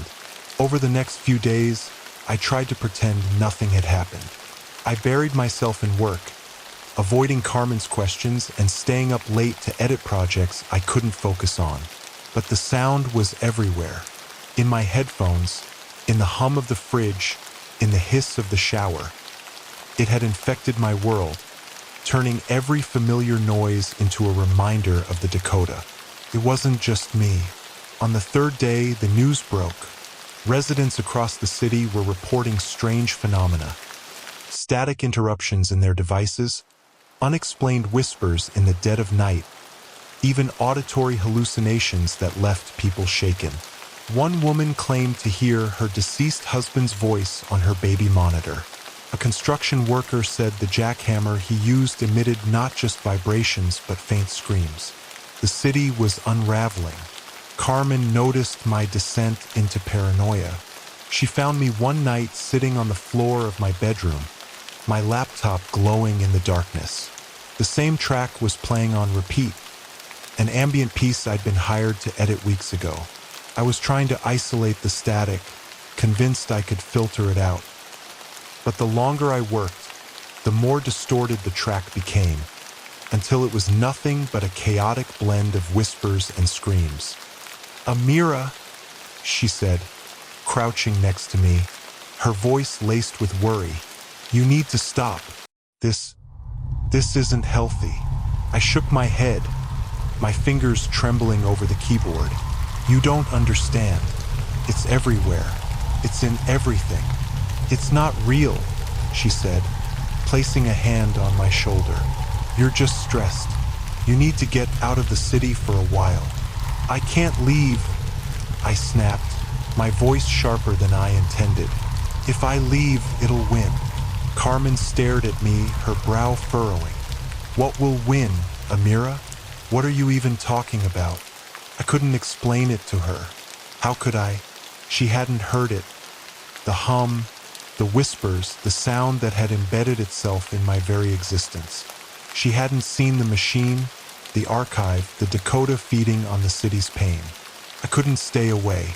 The sound grew louder each day, and no matter where I went, I felt its pull. The city itself seemed different now. Grayer, heavier, its energy muted. It was as if the Dakota's essence had spilled out, spreading like a virus through Manhattan. One evening, I found myself standing in front of the Dakota again, staring up at its Gothic spires as they disappeared into the darkening sky. The building was quiet, its windows dark, but I could feel it watching me, waiting. The doorman wasn't there this time. The gates were slightly ajar, as if inviting me in. I hesitated, my heart pounding, but the whispers in my mind grew insistent, urging me forward. I stepped inside. The lobby was the same as I remembered, grand, immaculate, but unnaturally still. The chandelier overhead cast long shadows on the marble floor, and the faint hum I'd grown to know so well seemed to come from everywhere and nowhere. The elevator was waiting for me, its doors open. I stepped in, my fingers brushing the panel. There was no button for the 6th floor this time, just one marked 13. When the elevator doors opened, I expected to see the same decayed hallway I'd encountered before, but this time it was different. The 13th floor was alive. The walls pulsed faintly, their surfaces shimmering as if they were made of liquid. Shadows moved within them, dark shapes that seemed to writhe and twist, forming faces that stared at me with hollow eyes. The whispers were deafening now, overlapping voices that filled the space with their agony. At the end of the hallway stood the machine. It had been repaired, its horn gleaming in the dim light, its runes glowing faintly. The air around it vibrated with energy, and the ground beneath me trembled with each pulse of its light. "You came back," a voice said, low and guttural. The archivist stepped out from the shadows, his form more solid this time, but his eyes were still obscured by darkness. "You've seen what the Dakota holds. You've heard its sound. Why would you return?" "I'm not running anymore," I said, my voice steady despite the fear clawing at my chest. "I'm ending this." The archivist tilted his head, a faint smile playing at his lips. "You can't destroy what the city needs. The Dakota is its memory, its pain. Without it, the city loses its voice." "Maybe that's for the best," I said. Before he could respond, I grabbed the wrench from my bag and charged toward the machine. The air grew heavier with each step, the whispers rising to a deafening crescendo. The archivist reached for me, but I ducked under his grasp and swung the wrench at the machine's horn. The impact sent a shockwave through the floor, and the Dakota groaned like a wounded animal. The runes on the machine flared bright red, and the shadows in the walls began to writhe violently. "You fool!" the archivist roared, his voice blending with the cacophony. "You don't know what you've done." The machine shuddered, its light flickering, and the walls around me began to crack. The Dakota was collapsing, its essence unraveling as the machine broke apart. The last thing I saw before the floor gave way was the archivist's face, twisted in a mixture of rage and sorrow. The floor beneath me groaned like a dying beast, shuddering violently as cracks spiderwebbed through the marble. The machine pulsed one last time, emitting a deafening wail that sent shockwaves through the air. I clutched the wrench tightly, struggling to keep my balance as the ground buckled beneath my feet. The archivist's voice roared above the chaos, his form flickering like a faulty hologram. "You don't understand. Without the machine, the city will unravel. You're condemning us all. I'm saving us." I shouted back, though the words felt hollow.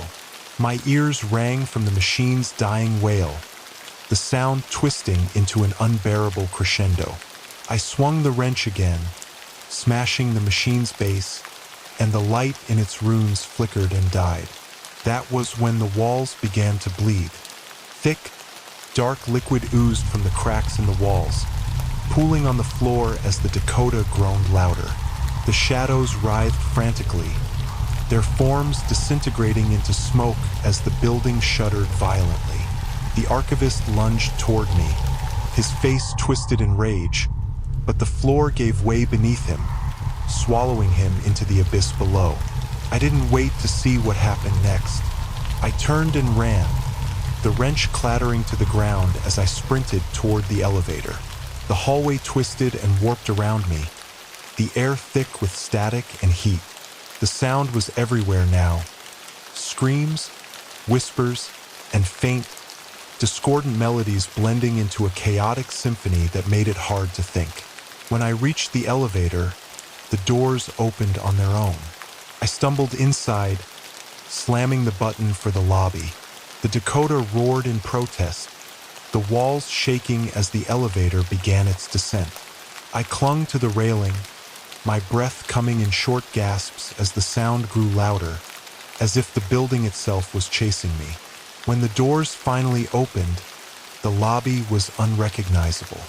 The chandelier overhead swung wildly, its crystals raining down onto the shattered marble floor. The grand staircase was splintered, the ornate banisters twisted and broken. The Dakota was dying, and it wanted me to die with it. I ran toward the front doors, my boots skidding on the slick, cracked floor. The whispers followed me, pleading, accusing, begging me to stay. But I didn't stop. I burst through the iron gates and into the night, the cool air hitting my face like a slap. Behind me, the Dakota groaned one final time, its dark silhouette trembling against the night sky. And then silence. For a brief moment, I thought it was over. The Dakota was behind me, its oppressive presence replaced by the familiar chaos of the city. The streets were alive with honking horns and murmuring crowds, the rhythm of New York continuing as if nothing had happened. But then the sound began. At first, it was faint, a low hum threading through the noise of the city. But as I walked, it grew louder, more distinct.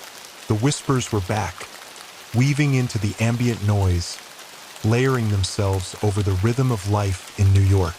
I passed a coffee shop, its speakers playing soft jazz, but the static distorted the melody, turning it into something dissonant. A street performer's guitar emitted faint, ghostly cries beneath the chords. Even the traffic lights seemed to buzz unnaturally, their hum vibrating in my ears. The Dakota's essence had escaped. Back in my apartment, I tried to focus on work, but every track I edited was infected with the same distortion. No matter what I did, the whispers were there, faint but undeniable, threading through every layer of sound. I stopped taking new clients, knowing I couldn't deliver anything clean.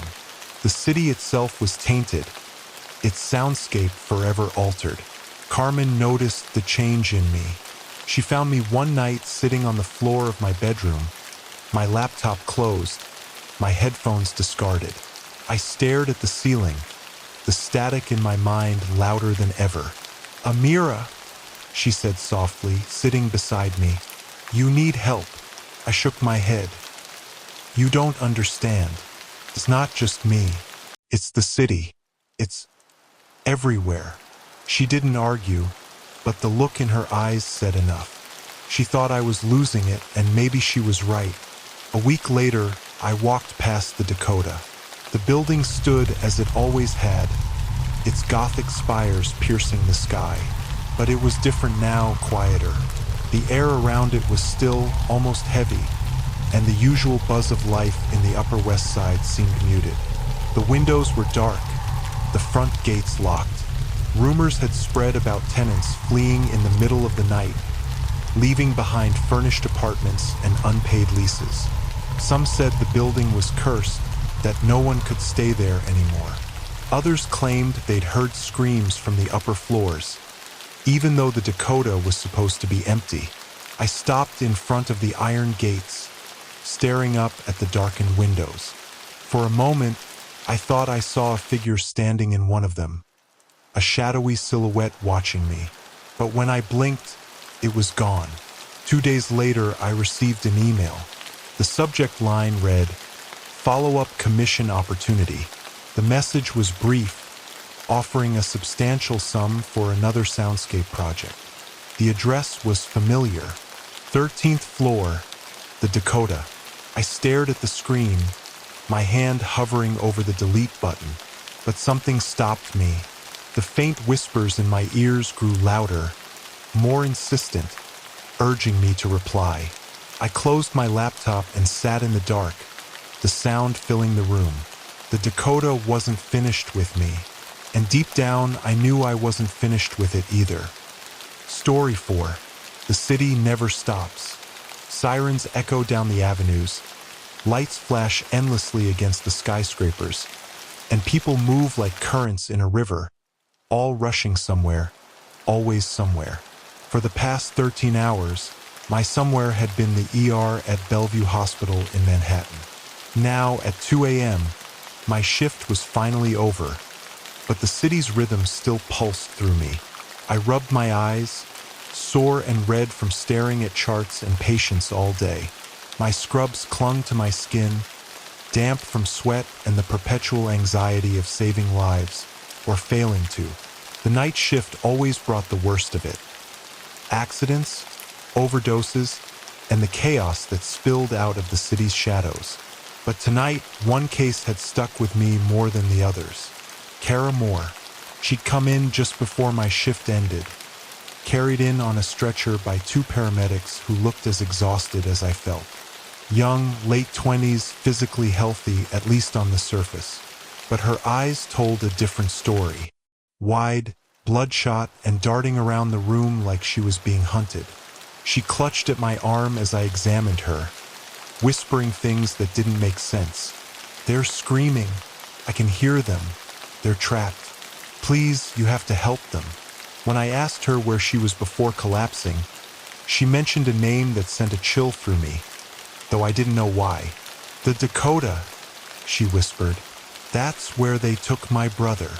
By the time I stepped out of the hospital, the air felt colder than it should for spring. I pulled my coat tighter and started toward the subway, but my thoughts kept circling back to Kara. I'd seen my share of strange cases, but something about her unsettled me. She wasn't delirious or incoherent. She was terrified. And the way she'd said, the Dakota, like it was more than just a building, it stuck with me. I passed an idling ambulance near the curb. The paramedics leaned against the hood, smoking cigarettes and talking in low voices. I caught snippets of their conversation as I walked by. Another one from the Dakota, one said, shaking his head. Yeah, third this month. Always the same, hearing voices, seeing things. The other exhaled a plume of smoke. Weird place, man. They say it's cursed. I slowed my pace, pretending to adjust my bag so I could listen. What's that floor they keep talking about? The first paramedic asked. Echo Ward, the other replied. Some old ghost story. But I'm telling you, something's not right in that place. The Dakota was a name I'd heard before, but only in passing. An old building on the Upper West Side, famous for its Gothic architecture and storied history. Celebrities had lived there, tragedies had unfolded there, and ghost stories had swirled around it for decades.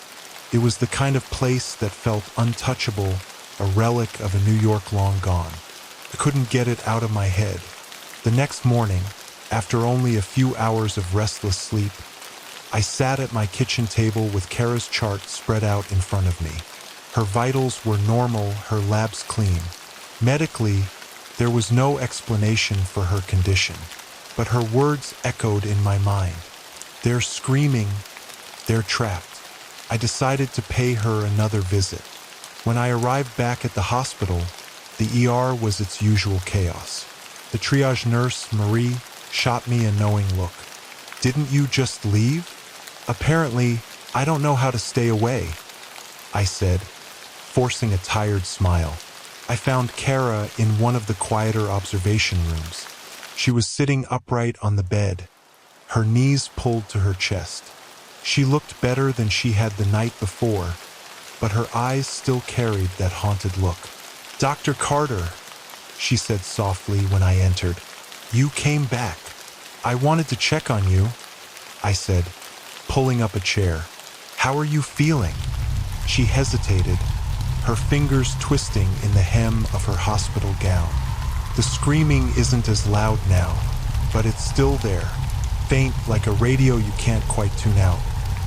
I nodded, keeping my expression neutral. You mentioned your brother. What happened to him?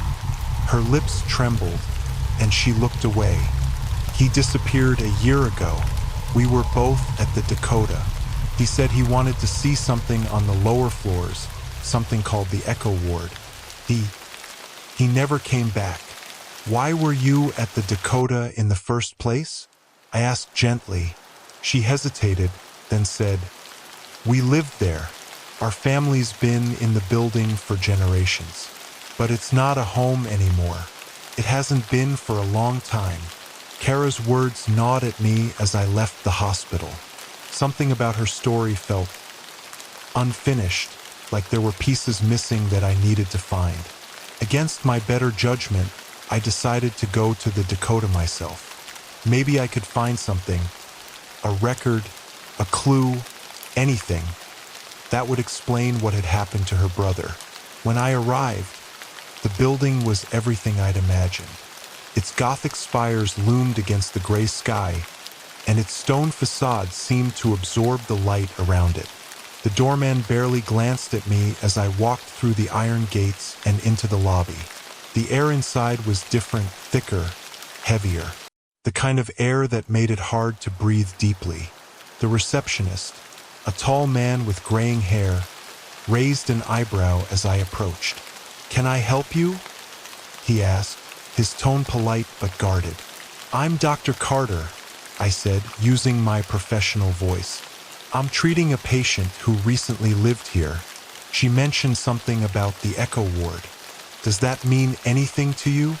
His expression didn't change, but I noticed the slightest flicker of something in his eyes. Fear, maybe, or recognition. "I'm sorry," he said. "I don't know what you're talking about." Before I could press further, a voice behind me spoke. "Perhaps I can help." I turned to see a man standing by the grand staircase. He was tall and thin, dressed in an impeccably tailored suit that looked as old as the building itself. His eyes were sharp, his smile faint. "I'm the caretaker," he said, "and I know exactly what you're looking for." The caretaker's voice was calm, almost soothing, but there was something in his eyes, a glimmer of amusement or danger. I couldn't tell. His presence felt magnetic, pulling me toward him despite the warning bells ringing in my head. "You know about the Echo Ward?" I asked, my voice sharper than I intended. "More than you realize," he replied, descending the staircase with a deliberate grace. "But if you truly wish to understand, I must warn you. The knowledge comes with a cost." I stiffened. "What kind of cost?" He stopped at the base of the stairs, his expression unreadable. "You'll see." I wanted to press him, to demand answers, but the weight of the moment kept me silent. He gestured for me to follow him, and I did, my heart pounding with every step. He led me through the Dakota's grand hallways, their opulence dimmed by flickering sconces and shadows that seemed to move when I wasn't looking. The building felt alive, its very walls humming with a faint vibration that I couldn't ignore. We stopped at a door near the back of the building, one I wouldn't have noticed if he hadn't pointed it out. It was plain, unmarked, and slightly ajar. The air around it felt colder, and a faint sound, a low, resonant hum, emanated from within. "This is where it begins," the caretaker said, pushing the door open. "Once you go through, there's no turning back." I hesitated, but the memory of Kara's haunted eyes and her whispered plea pushed me forward. I stepped inside. The door led to a narrow staircase spiraling downward, its steps worn smooth by decades, maybe centuries of use. The walls were made of rough stone, damp to the touch, and the air grew colder with each step. The hum grew louder, mingling with faint whispers that seemed to come from the walls themselves. "Why is this here?" I asked, my voice echoing in the confined space. "The Dakota has always been more than a building," the caretaker replied from behind me.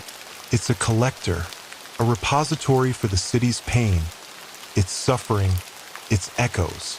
"Echoes of what?" I demanded, stopping to face him. He smiled faintly. "Of those who couldn't leave." I swallowed hard and continued down the stairs. The whispers grew louder, more distinct.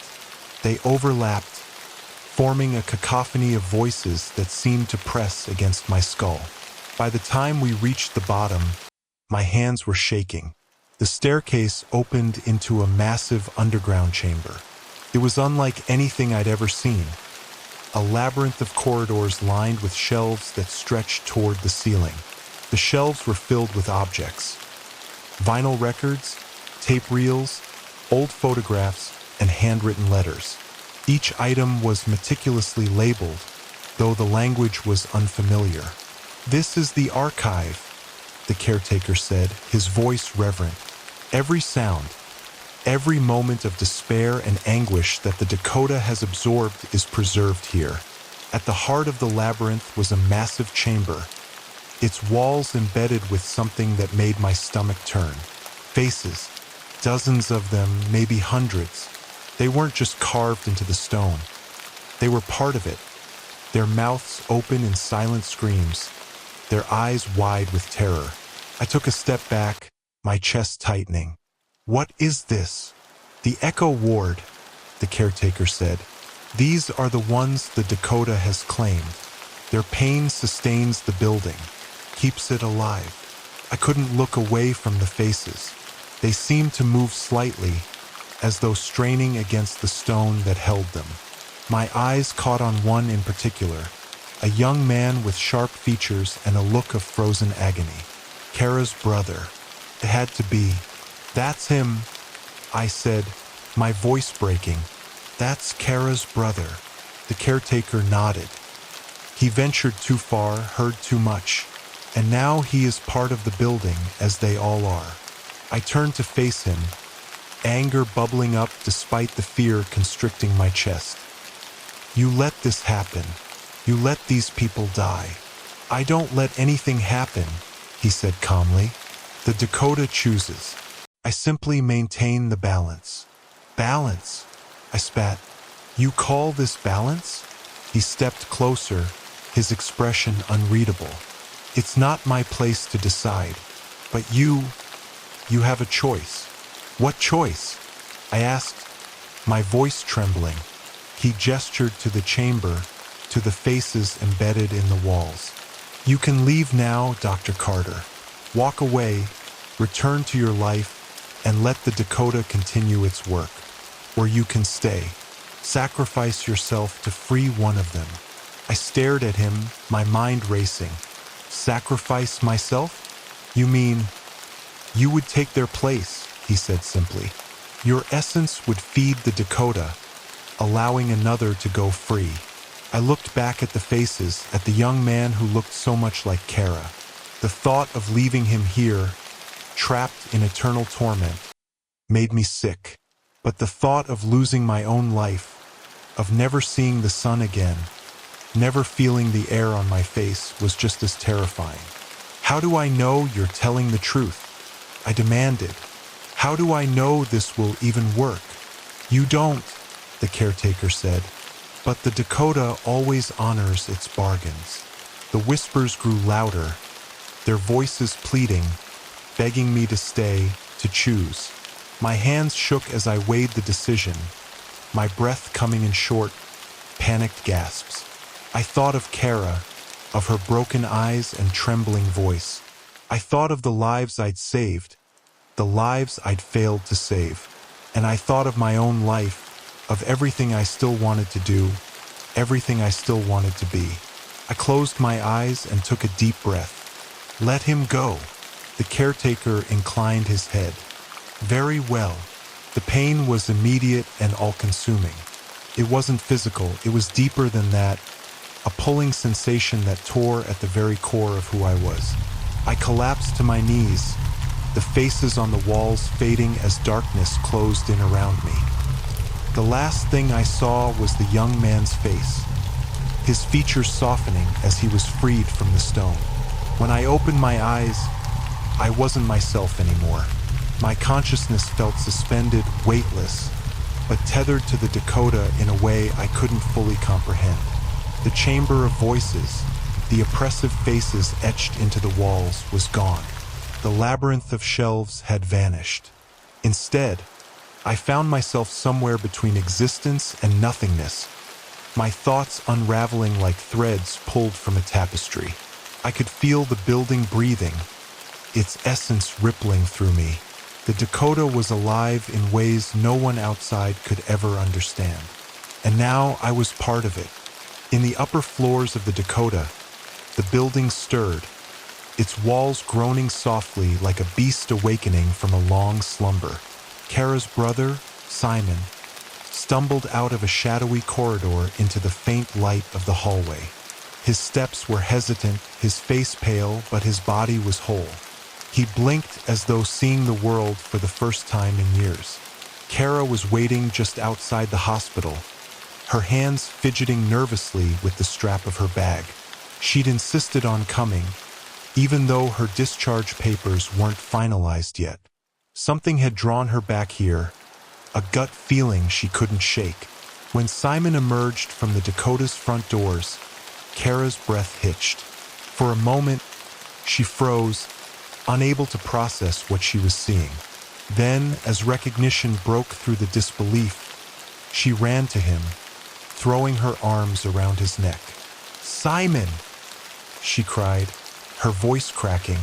I thought you were gone." He hugged her back, his grip shaky but firm. "I was," he whispered, "but someone brought me back." Kara pulled away, searching his face. "Who?" Simon's expression darkened. "The doctor. He's gone now. Back at Bellevue Hospital, my absence didn't go unnoticed." Marie, the triage nurse, was the first to raise the alarm when I didn't show up for my next shift. Calls to my apartment went unanswered, and Carmen, my neighbor, said she hadn't seen me in days. Detective Alan Reyes, who had already been investigating the Dakota, took an interest in my disappearance. When he visited the building, the doorman claimed not to remember me at all. It was as though I'd been erased, not just from the Dakota but from the lives of everyone who had known me. My colleagues at the hospital spoke about me in whispers, like a ghost story shared in hushed tones during a lull in the ER. He worked himself to death, some said. Others believed I'd finally cracked under the pressure. But none of them knew the truth. The Dakota itself was different now. The faint hum that had once filled its hallways was gone, replaced by an eerie stillness. The residents, sensing the shift, began moving out one by one, leaving the building half empty. Those who stayed claimed the air felt lighter, the shadows less oppressive, but they couldn't shake the feeling that someone was still there, watching. The caretaker remained, though his role seemed diminished. He no longer moved with the quiet authority he once had, his steps slower, his gaze more distant. The Dakota had lost some of its power, and so had he. But the building wasn't dead. The whispers had quieted, but the echoes lingered, faint and persistent, like a song played at the edge of hearing. Kara returned to the hospital a week later, this time with Simon by her side. Her transformation was striking.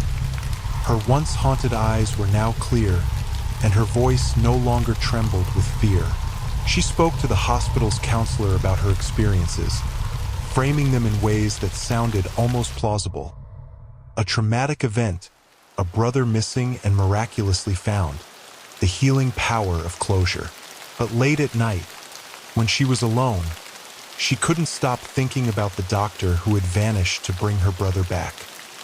She visited Bellevue's chapel often, lighting a candle in my memory even though no one had officially declared me dead. Simon, too, carried the weight of my sacrifice. He tried to talk about it once, but the words never came. The memories of the Echo Ward were too raw, too jagged to articulate. Instead, he threw himself into helping Kara rebuild her life, a quiet tribute to the man who had given him a second chance. Though I was gone, my presence lingered in ways both subtle and profound. Kara began to notice it first. When she walked through the city, she'd sometimes hear a faint hum, the same sound that had haunted her in the Dakota. It wasn't oppressive now, it was warm, like a guiding hand. She followed it once and found herself at an intersection just in time to stop a distracted mother from stepping into traffic with her stroller. Simon experienced it too. He dreamed of the Echo Ward often, of the faces on the walls, but in his dreams, one face stood out: mine. I wasn't screaming like the others. I was smiling, serene, as if to say it was okay. When Simon woke from those dreams, he felt lighter, as though some invisible burden had been lifted. Even the Dakota couldn't fully erase me. The residents who stayed spoke of a figure they sometimes glimpsed in the hallways. A man in scrubs, his face calm, his footsteps soft. He didn't speak, didn't linger, but his presence brought comfort to those who saw him. Detective Reyes, who never gave up on understanding what had happened at the Dakota, kept a file on me. It contained everything he could find: patient testimonials, fragments of my life, and photos of the Dakota's eerie transformation. In the back of the file, he wrote one sentence: "Some people heal in ways we'll never understand." One rainy evening, Kara returned to the Dakota, drawn by something she couldn't explain. The building was almost deserted now, its once grand halls quiet and empty. She climbed the stairs to the floor where Simon had been found and stopped outside the door to the Echo Ward. The door was gone. In its place was smooth, unbroken wall. She pressed her hand against the stone, her breath catching as a faint vibration pulsed beneath her fingers.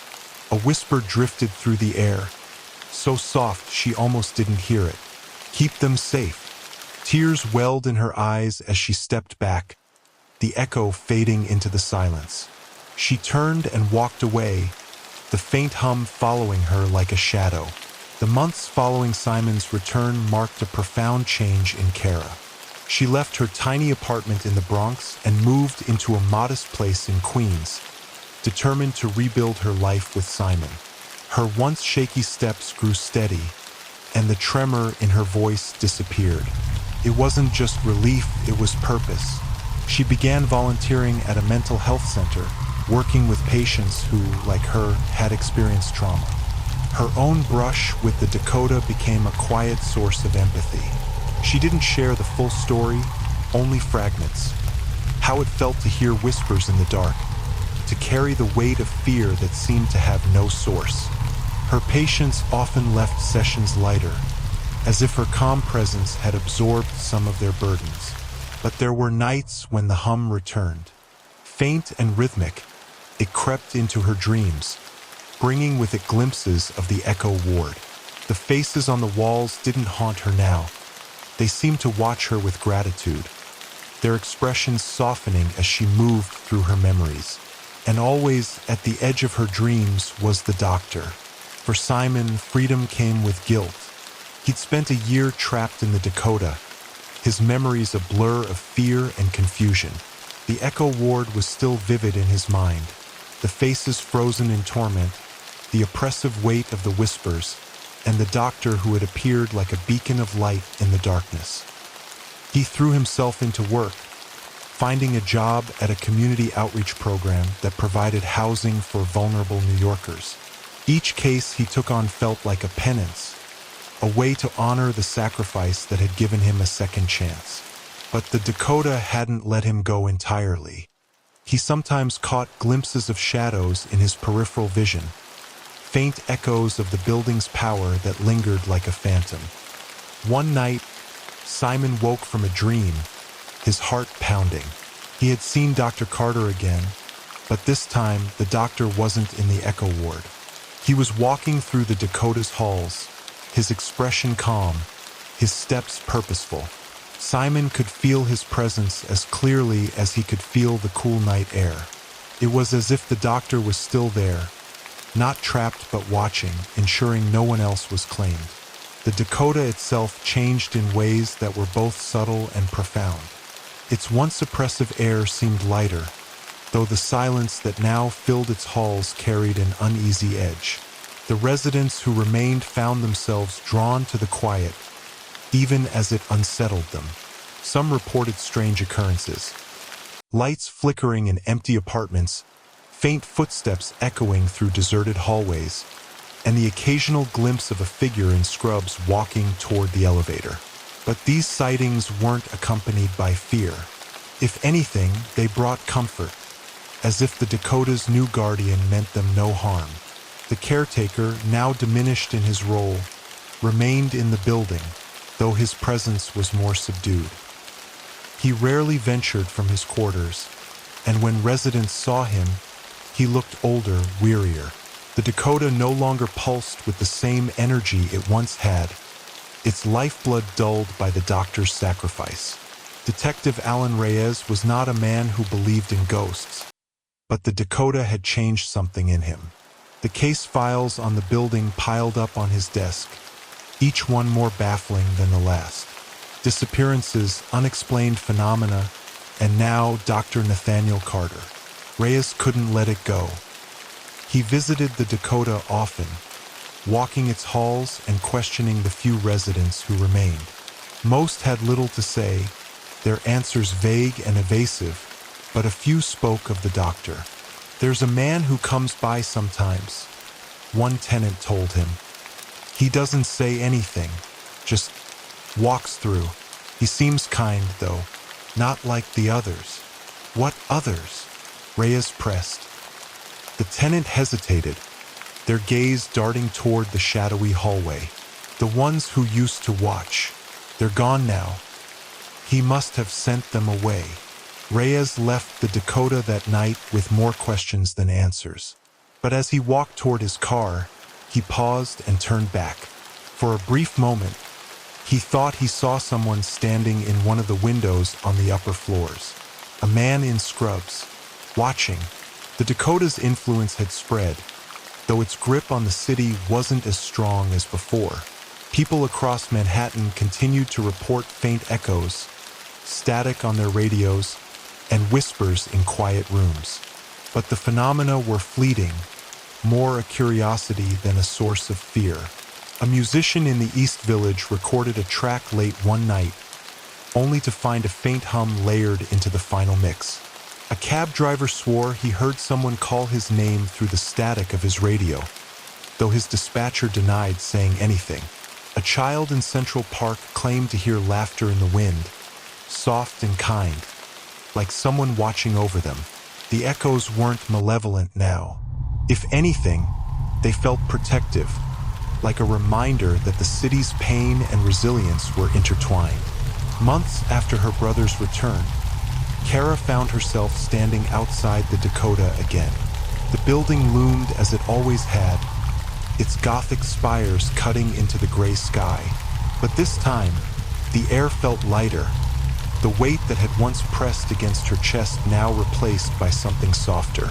She stepped through the iron gates, past the doorman who barely glanced at her, and into the lobby. The chandelier overhead cast warm light on the marble floor, and the silence was almost serene. She climbed the stairs to the floor where the echo ward had been. The hallway was empty now, the walls smooth and unbroken. But when she pressed her hand against the cold stone, she felt it, the faintest vibration, a hum that seemed to pulse in time with her heartbeat. "Thank you," she whispered, her voice breaking. For a moment, she thought she felt a presence behind her. A warmth, a sense of calm. But when she turned, the hallway was empty. She smiled through her tears and walked away, the hum fading as she descended the stairs. Dr. Nathaniel Carter was gone, but he wasn't forgotten. His sacrifice had left an indelible mark, not just on the Dakota, but on everyone who had been touched by its darkness. He had become part of the city's story, a quiet guardian who watched from the shadows, ensuring the building's power would never consume another. And in the quiet corners of the Dakota, where the hum still lingered and the air felt just a little too heavy, some whispered that the doctor's spirit was still there, walking its halls, keeping the echoes at bay. The Dakota had always been a mystery, its Gothic architecture looming over the Upper West Side like a silent witness to New York's chaos. But after Dr. Carter's sacrifice, the building changed. Its oppressive weight had lifted, and the palpable fear it once inspired in its residents began to fade. Yet the Dakota was far from ordinary. Empty apartments sat in eerie silence, their walls still bearing faint vibrations of the lives once lived there. The few tenants who remained found themselves drawn to the building's quietness, though they couldn't shake the feeling that it was observing them. The Dakota was no longer hungry. It had lost its ability to consume, but it hadn't lost its memory. The echoes of its past still reverberated through its halls, faint and fleeting, like the dying chords of a song. Those who listened carefully could hear them, soft whispers, distant cries, and the occasional hum of what might have been a heartbeat. Detective Alan Reyes was a man who prided himself on solving puzzles. The Dakota, however, was a puzzle that defied logic. After Dr. Carter's disappearance, Reyes couldn't let the case rest. The threads of the story tugged at him in ways no other investigation ever had. His growing file on the Dakota was filled with newspaper clippings, police reports, and witness statements that painted a picture too bizarre to believe. Residents spoke of the building breathing, of shadows that moved without cause, and of a faint hum that had once haunted the hallways. Reyes noted the common thread in all the testimonies. They had all heard the sound, but since the doctor's disappearance, it had softened, losing its menacing edge. Reyes made frequent visits to the Dakota, walking its hallways and questioning the remaining residents. One of them, an elderly woman named Mrs. Greer, shared a story that made his skin crawl. "I've lived here for 40 years," she said, her hands trembling around a porcelain teacup. "This building has always had a way of keeping things, sounds, memories, people. But now it's different, quieter, like it's grieving." "Grieving?" Reyes asked, his pen hovering over his notebook. She nodded. "I think it misses him. The doctor. He gave it something it can't replace." It was on his 5th visit to the Dakota that Reyes had an encounter he couldn't explain. The building was unusually still that day, the air heavy with an almost tangible silence. Reyes took the elevator to the 13th floor, not because he expected to find anything, but because he couldn't shake the feeling that something was waiting for him there. The hallway was deserted, its walls smooth and featureless. Reyes ran his fingers along the surface, searching for signs of the so-called Echo Ward, but found nothing. Frustrated, he turned to leave, but as he reached the elevator, he felt it. A faint vibration beneath his feet, like the distant thrum of a subway train. The sound grew louder, rising in pitch until it wasn't just a vibration. It was a hum, deep and resonant. Reyes froze as the air around him seemed to ripple, and then, out of the corner of his eye, he saw movement. A man in scrubs. Reyes turned sharply, his hand instinctively reaching for his holstered weapon, but the man wasn't threatening. He was calm, his expression neutral. It was Dr. Carter, or at least what was left of him. His form shimmered faintly, like a reflection on water, and his eyes held a strange mix of sadness and resolve. "You shouldn't be here," Carter said, his voice soft but firm. Reyes opened his mouth to respond, but the figure was already fading, dissolving into the faint hum that still lingered in the air. The hallway fell silent again, and Reyes stood there, his heart pounding, unsure of what he had just seen. Kara couldn't stay away from the Dakota. Though Simon urged her to leave the past behind, she felt an unshakable pull toward the building. She visited often, standing outside its gates and staring up at its darkened windows. Each time, she felt the faint hum, a sound that seemed to resonate in her chest like a heartbeat. One day, she made a decision. Armed with a recorder and a notebook, she began documenting the Dakota's history. She interviewed former residents, scoured archives for blueprints and records, and pieced together a timeline of the building's strange occurrences. What she discovered was chilling. The Dakota had been absorbing pain and anguish since its construction. The original architect had designed it with acoustics in mind, claiming it would capture the soul of the city. Over the decades, residents had reported hearing unexplainable sounds, but few had connected the dots. It wasn't until the emergence of the Echo Ward that the building's true nature became evident.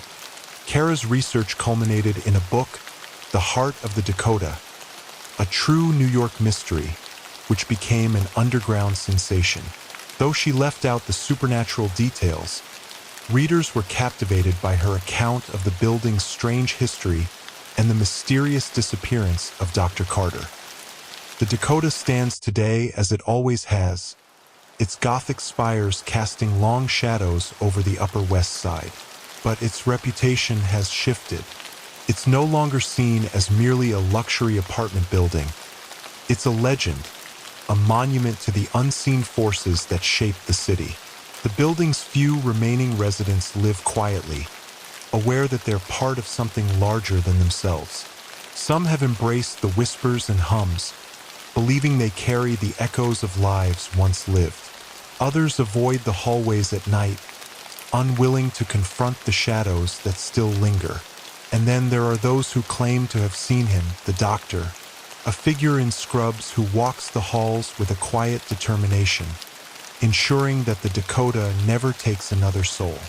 For Detective Reyes, Kara, Simon, and the others who've been touched by the building's strange power, the Dakota remains a part of them, a mystery they'll never fully understand.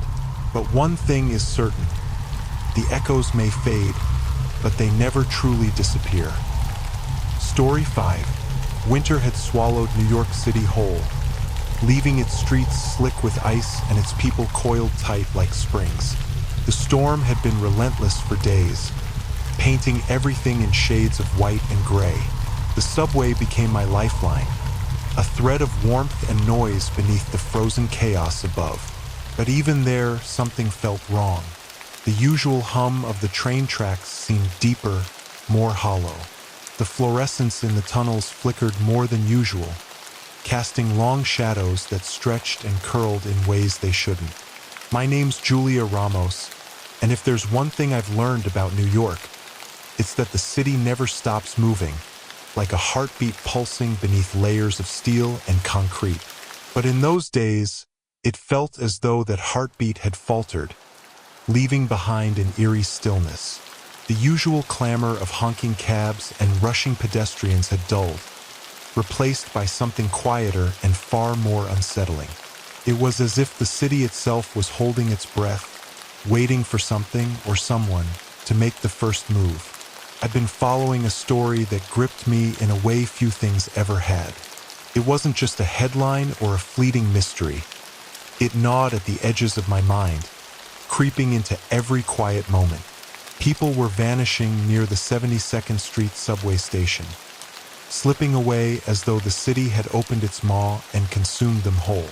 No belongings left behind, no frantic eyewitness accounts, just an unnerving silence that hung in the air like an unanswered question, daring anyone to probe deeper. I met her in a small, dimly lit diner off the beaten path, the kind where the smell of burnt coffee hangs in the air, and the cracked vinyl booths groan under the weight of every weary customer. Her name was Marlene, and her hands trembled as she slid a photo across the sticky table.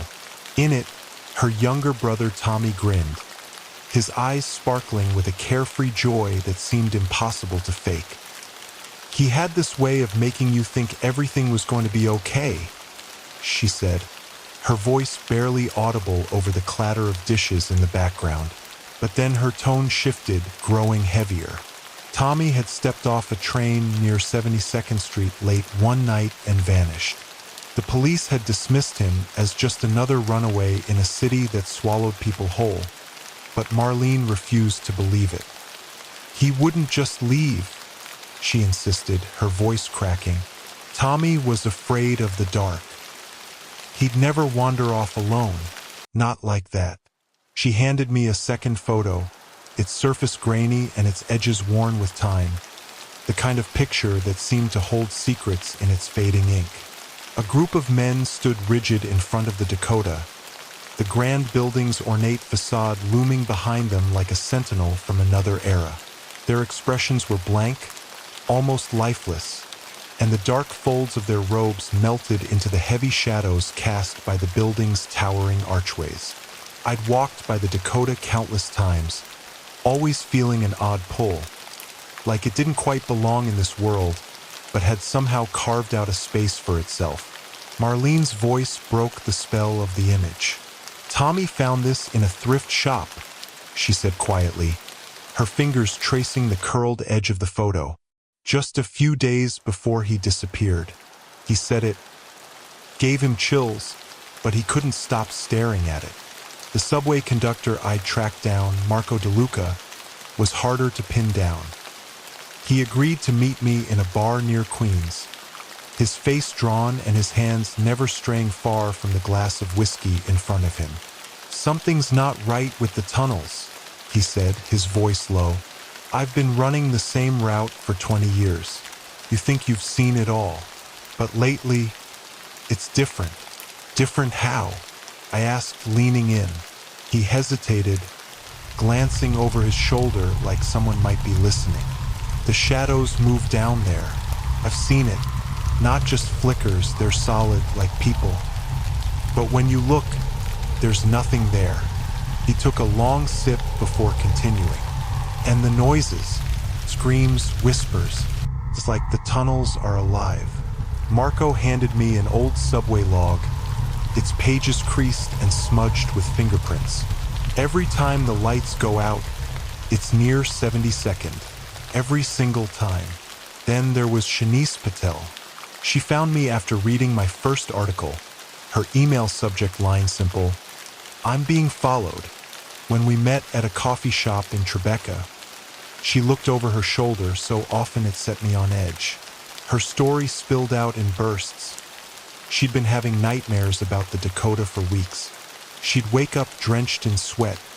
The image of its iron gates burned into her mind. Worse, she'd started sleepwalking. One morning, she woke up on its steps, her bare feet red and raw from the cold. "I never even went near that place," she said, her voice trembling, "but I can feel it pulling me." Her dreams grew more vivid, more violent. Shadows reached for her, their fingers like smoke curling around her throat. And when she was awake, she started seeing them in reflections. In subway windows, in puddles on the street. "They're everywhere," she whispered, clutching her coffee cup like it was the only solid thing left. The three of us pieced it together slowly. The Dakota had a history, of course it did. It wasn't just a building. It was a monument to a different time. In the 1920s, a group of occultists had lived there, led by a man named Elias Carter. They tried to harness something they called the Veil, a barrier between worlds. Their goal was power, immortality. But something had gone wrong. The veil didn't seal as they intended, cracked, leaking shadows into the world. The more we learned, the clearer it became. Whatever had been unleashed hadn't stayed confined to the Dakota. It had seeped into the tunnels, spreading through the veins of the city. And now, with the city's aging infrastructure and constant blackouts, the cracks were widening. The night we went to the Dakota, the city was in the middle of a blackout, the kind where the dark feels heavy, pressing against your skin. Snow fell in fat flakes, muffling every sound as we approached the building. Its windows were black, but I couldn't shake the feeling of eyes watching from behind the glass. The basement smelled of damp stone and rust. The walls were lined with shelves of forgotten belongings, dusty suitcases, cracked picture frames. At the center of the room stood a mirror, its surface fractured like a spiderweb. It seemed to hum, a low vibration that made my teeth ache. "This is it," Marco said, his voice barely above a whisper. The shadows came without warning. They poured from the cracks in the mirror, moving like liquid, pooling on the floor before rising up, towering over us. They had no faces, just emptiness where features should have been. But their presence was suffocating. They didn't attack us, not at first. They showed us things. Marco fell to his knees, his hands clawing at his ears as he screamed. Later, he told me he'd seen the passenger he couldn't save. His face twisted in agony, accusing. Shanice's breaths came in shallow gasps as she stared at the shadows surrounding her. I didn't have to ask what she saw. The terror in her eyes said it all. For me, it was my father. His voice filled the room, dripping with disappointment. "This is all you are," he said. "A parasite, feeding on other people's pain." The diary had mentioned a way to seal the shadows, but it required a sacrifice. Marco's face was pale but resolute. "Go," he said. "I'll do it." We argued, but he wouldn't budge. As Shanice and I climbed the stairs, his voice echoed behind us, reciting the words from the diary. The last thing I heard was his scream as the shadows collapsed inward, dragging him into the mirror. The Dakota is closed now, its gates chained and its windows dark. Marco was declared missing, his name joining the list of the city's ghosts. Shanice left New York, and I haven't heard from her since. I wrote the story, of course. I had to, but most people dismissed it as fiction, just another urban legend. Sometimes, though, I still see shadows where there shouldn't be any.